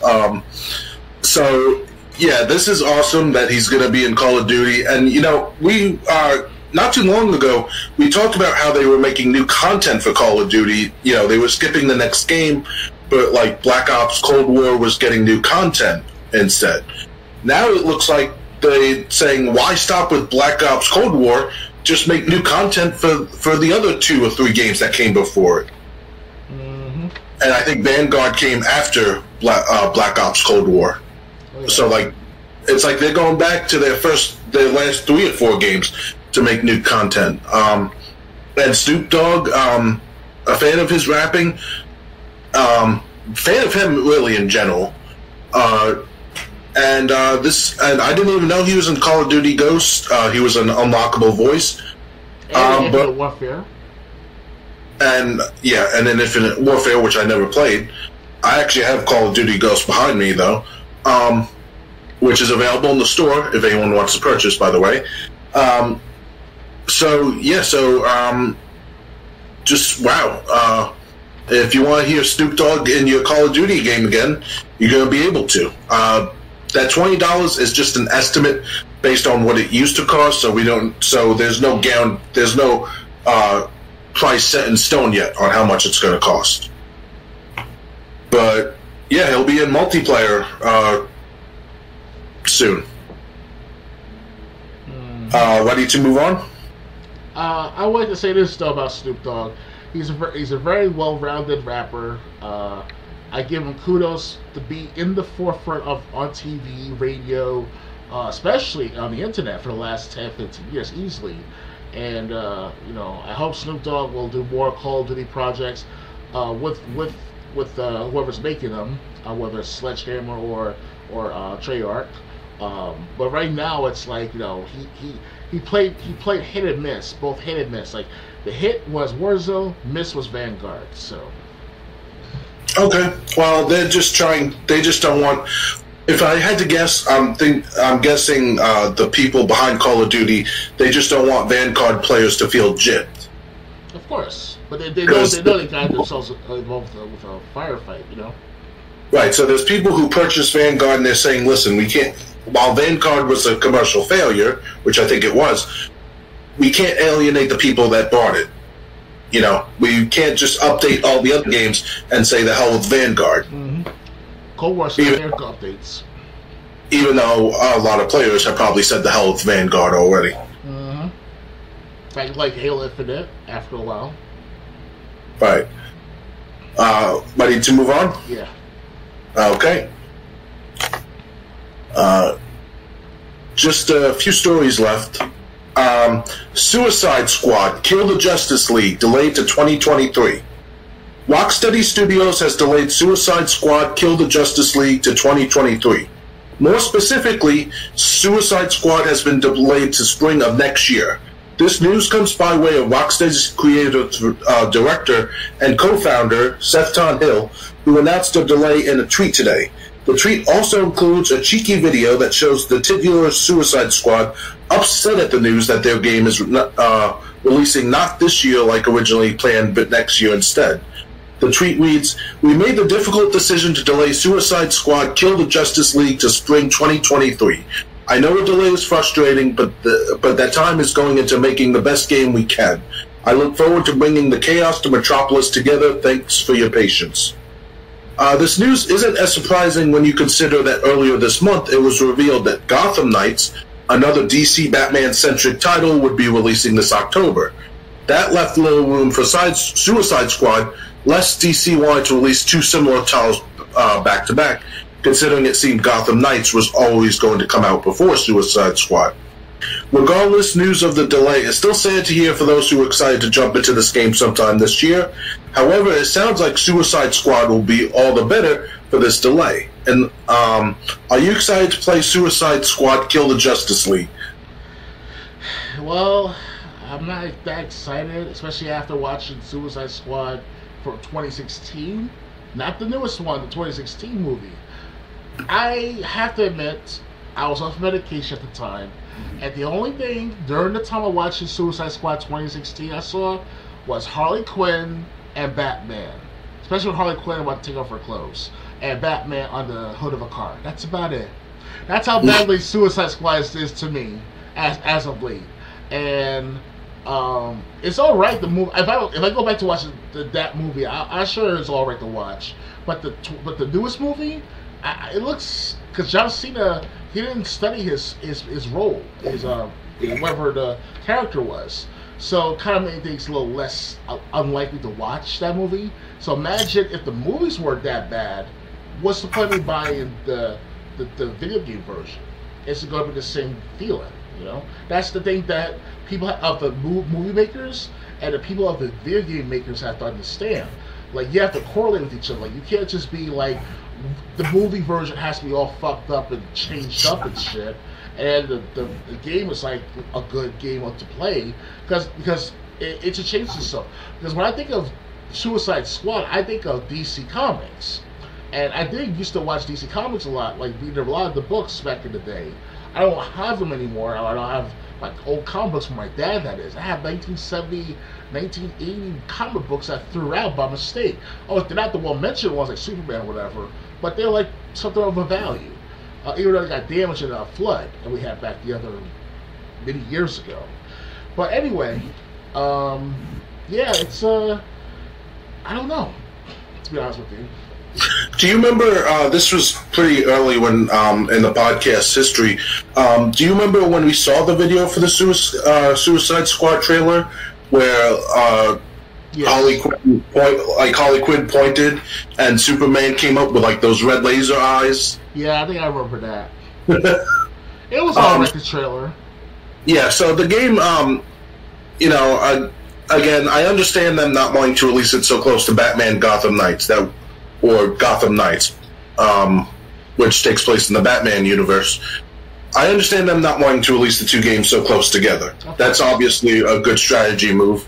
I just hope Suicide Squad gets the time it needs to iron out any flaws. You know, and I am interested, ever since we saw the trailer, playing the new Suicide Squad game. I'm also interested in Gotham Knights. So, you know, it's a shame it's going to be delayed, but, you know, if it goes into making the game even better, maybe it'll be a blessing in disguise. Oh, yeah. Anything else to add, or? That's all I can say. All right. Next. The Wolf Among Us 2. Episode 1 will catch you up to speed if you didn't play the first game. Oh, that's what we think of bringing this up to you. Telltale Games returned in 2019 with the reveal that it was developing The Wolf Among Us 2, and since then we received a few trailers and a 2023 launch window for the narrative adventure game. If you played the first Wolf Among Us, then a lot of what you're seeing in the sequel's trailers and marketing is probably familiar. There are returning faces like Bigby Wolf and Snow White, and some new ones too. However, if you haven't played the game, it sounds like you'll still be able to enjoy its sequel, because in a new interview with Edge Magazine, Telltale CEO Jamie O'Teal said the first episode will get players up to speed on the characters, as reported by IGN. Quote, "We strive to design our narrative so they can stand on their own," end quote. O'Teal told Edge, citing that despite that he hopes players jump into the first game to experience it before the second. However, if players don't, they'll still be prepared for the sequel by the end of its first episode, because O'Teal thinks the opening of the first episode sets things up in such a way that the player understands how the characters got where they are now. We'll all be caught up after playing episode 1 sometime in 2023. Are you excited for The Wolf Among Us 2? Yes, I am. Currently, I'm on episode 3. I finally finished episode 2 as well as episode 3. Most likely, have to check back on my record though. But yeah, it's a good series so far. Standalone as of now for Wolf Among Us 1. I don't want to spoil it for anyone, but it gets to the point where it's gruesome and bloody, and you have to decide what to do in certain matters when it gets to that point. And I kind of if I spoil it for everyone with who to pick between the Dumblebees, the whatever they call it, the Tweedledee, the Tweedle Gang, or the guy with the beard. And it was easy to go after the Tweedle people, because one of the Tweedles, they get involved with something dastardly. So it's a interesting game, and fucking what's it called? The trailer of Wolf Among Us 2, it shows the full-fledged power or stance, or whatever the wolf guy, the wolf detective does, to transform into actual big wolf. It was like, damn, he's that big. That's where his full power things, Also, characters from The Wizard of Oz, Scarecrow and the Tin Man. Yes, indeed. Since you finished since you're up to episode 3, if anyone has not played the first Wolf Among Us, you might want to stop listening for the next 5 minutes if you don't want this to be spoiled. But I do want your opinion on something. Yes.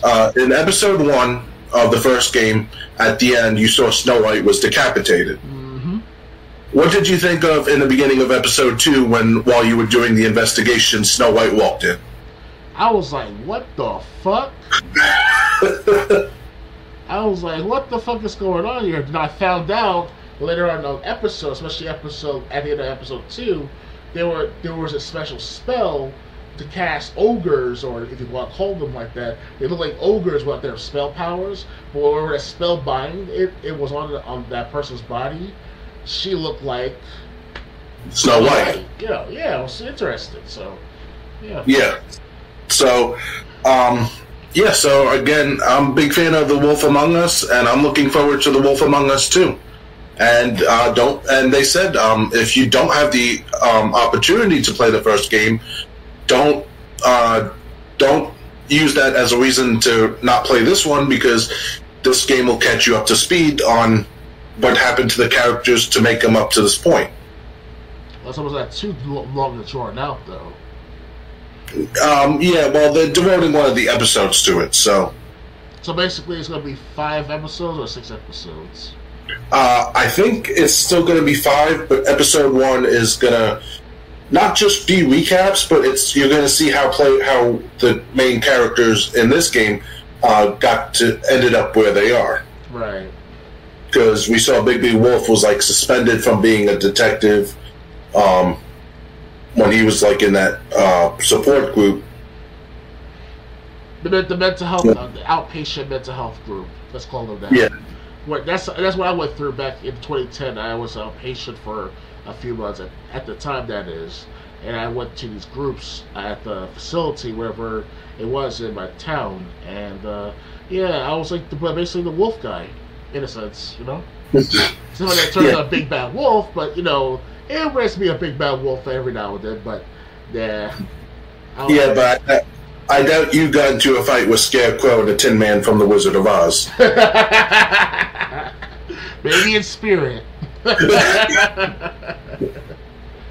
Ready to move on to the next? I think to the one more story before we finish for tonight. Rockstar unveils GTA Plus, a GTA Online subscription with exclusive benefits and bonus rewards. Rockstar has unveiled GTA Plus online subscription membership for PS5 and Xbox Series players. Starting March 29th, players can sign up for the membership for $6 a month, and it can cancel at any time.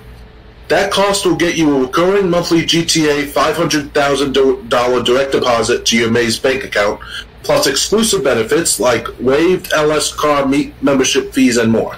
Based on Rockstar's announcement, it seems that the monthly rewards and benefits will change because they list what subscribers will get for the period on March 29th through April 7th.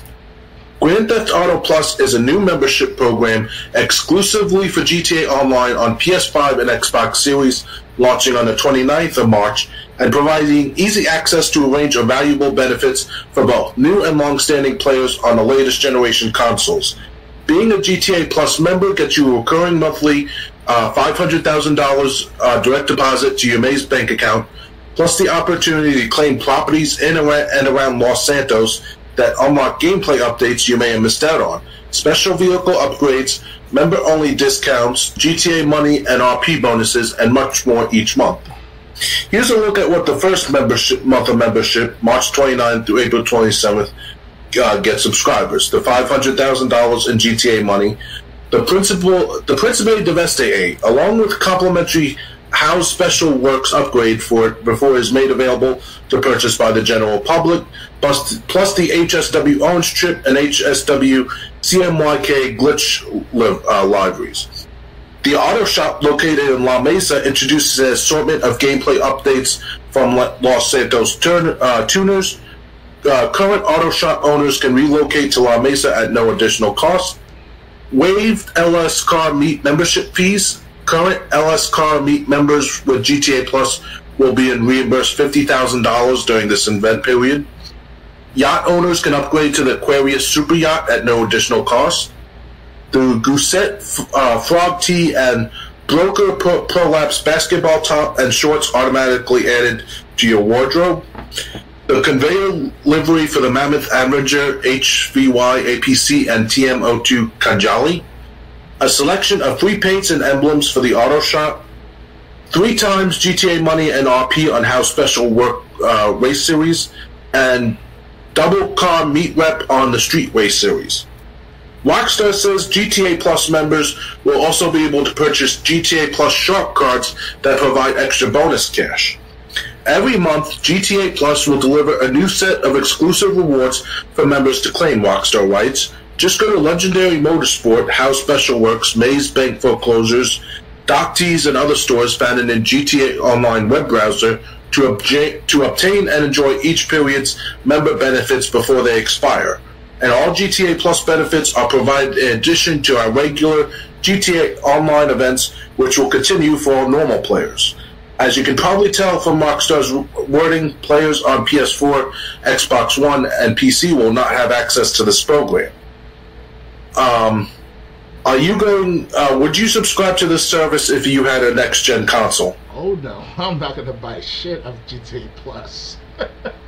Hell no, I don't think so, because I already paid $60 for the Xbox 360 version back in September 2013. Then I bought the Xbox One version with the shark card value of about, I would say, $100,000 money for about $60. So you expect me for the PS5, PS4, or PS5, Xbox Series S and X to just spend $6 more plus tax on just getting extra what, $500,000 a month in money? Not even. So and special upgrades also. But still, like the $500,000 money, I could, from what I gathered, if you do 3 or 4 heists within like about a week or two, not even, you get like 3 times of that in a certain amount of time if you were successful with your team and if you found a decent team to play with. So who are they fooling, my Rockstar Games? I actually did a research about this prior to our podcast, and I'm thinking to myself, what is the real purpose for GTA followers? At least me, I'm a follower of GTA. Now, I used to be a big fan of it with the trilogy of San Andreas, Vice City, and GTA 3. Those are the big 3 I played a lot of hours for, and especially San Andreas is the best one so far in my perspective. I played 9 hours the first day I got the game. So, and I had the backtracked on my homework that night too. But I didn't have to do homework until like Sunday at morning or whatever. So I was like, whatever. So my point is that Triple J is, and to the audience out there, that don't buy the GTA Plus right away. Give it some time. Let's see what they show in real time of what they offer, because I'm not going to take the chance of just buying it right away. You have to convince me that $500,000 a month of money. Of course, I get the perks and all, but skins.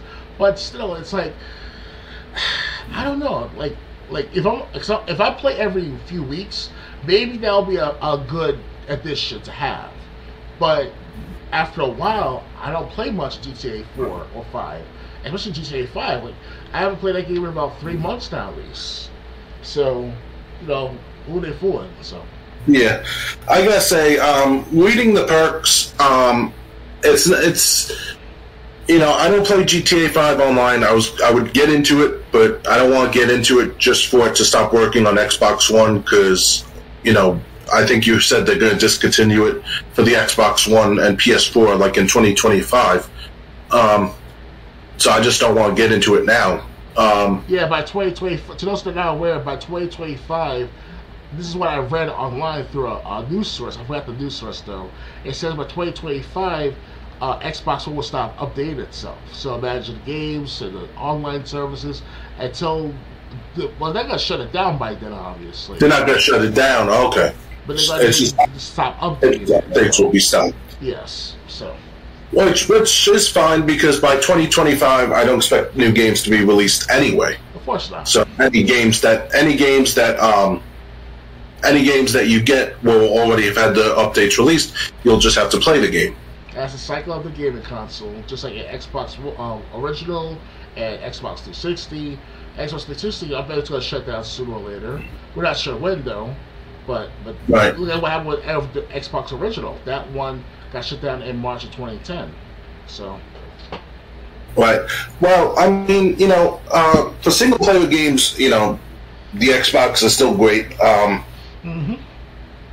There's still a lot of fun Xbox games. Star Wars Battlefront, the original, comes to mind. Still got even my copies. I got them on Games with Gold, the Xbox Battlefront 1 and 2, and also Knights of the Republic. I don't have that one. Yeah, that was free Games with Gold, or Games with Gold, excuse me. Okay. But yeah, after hearing the perks, it just sounds like you're not. It just sounds like the $6 a month would be better spent somewhere else. None of these. After reading after reading the specific list of perks, it's just like, really, that's it. Mm-hmm. Maybe if they added more things story-wise to the online story, maybe then the $6 would be worth it, at least at first. But nothing on this list would make me think $6 more a month would be worth what they're offering in return. All right, and that's it. So the next podcast will be 2 weeks from tonight. Just let me pull up the calendar. 2 weeks from tonight, that's April 9th at 9 p.m. Eastern.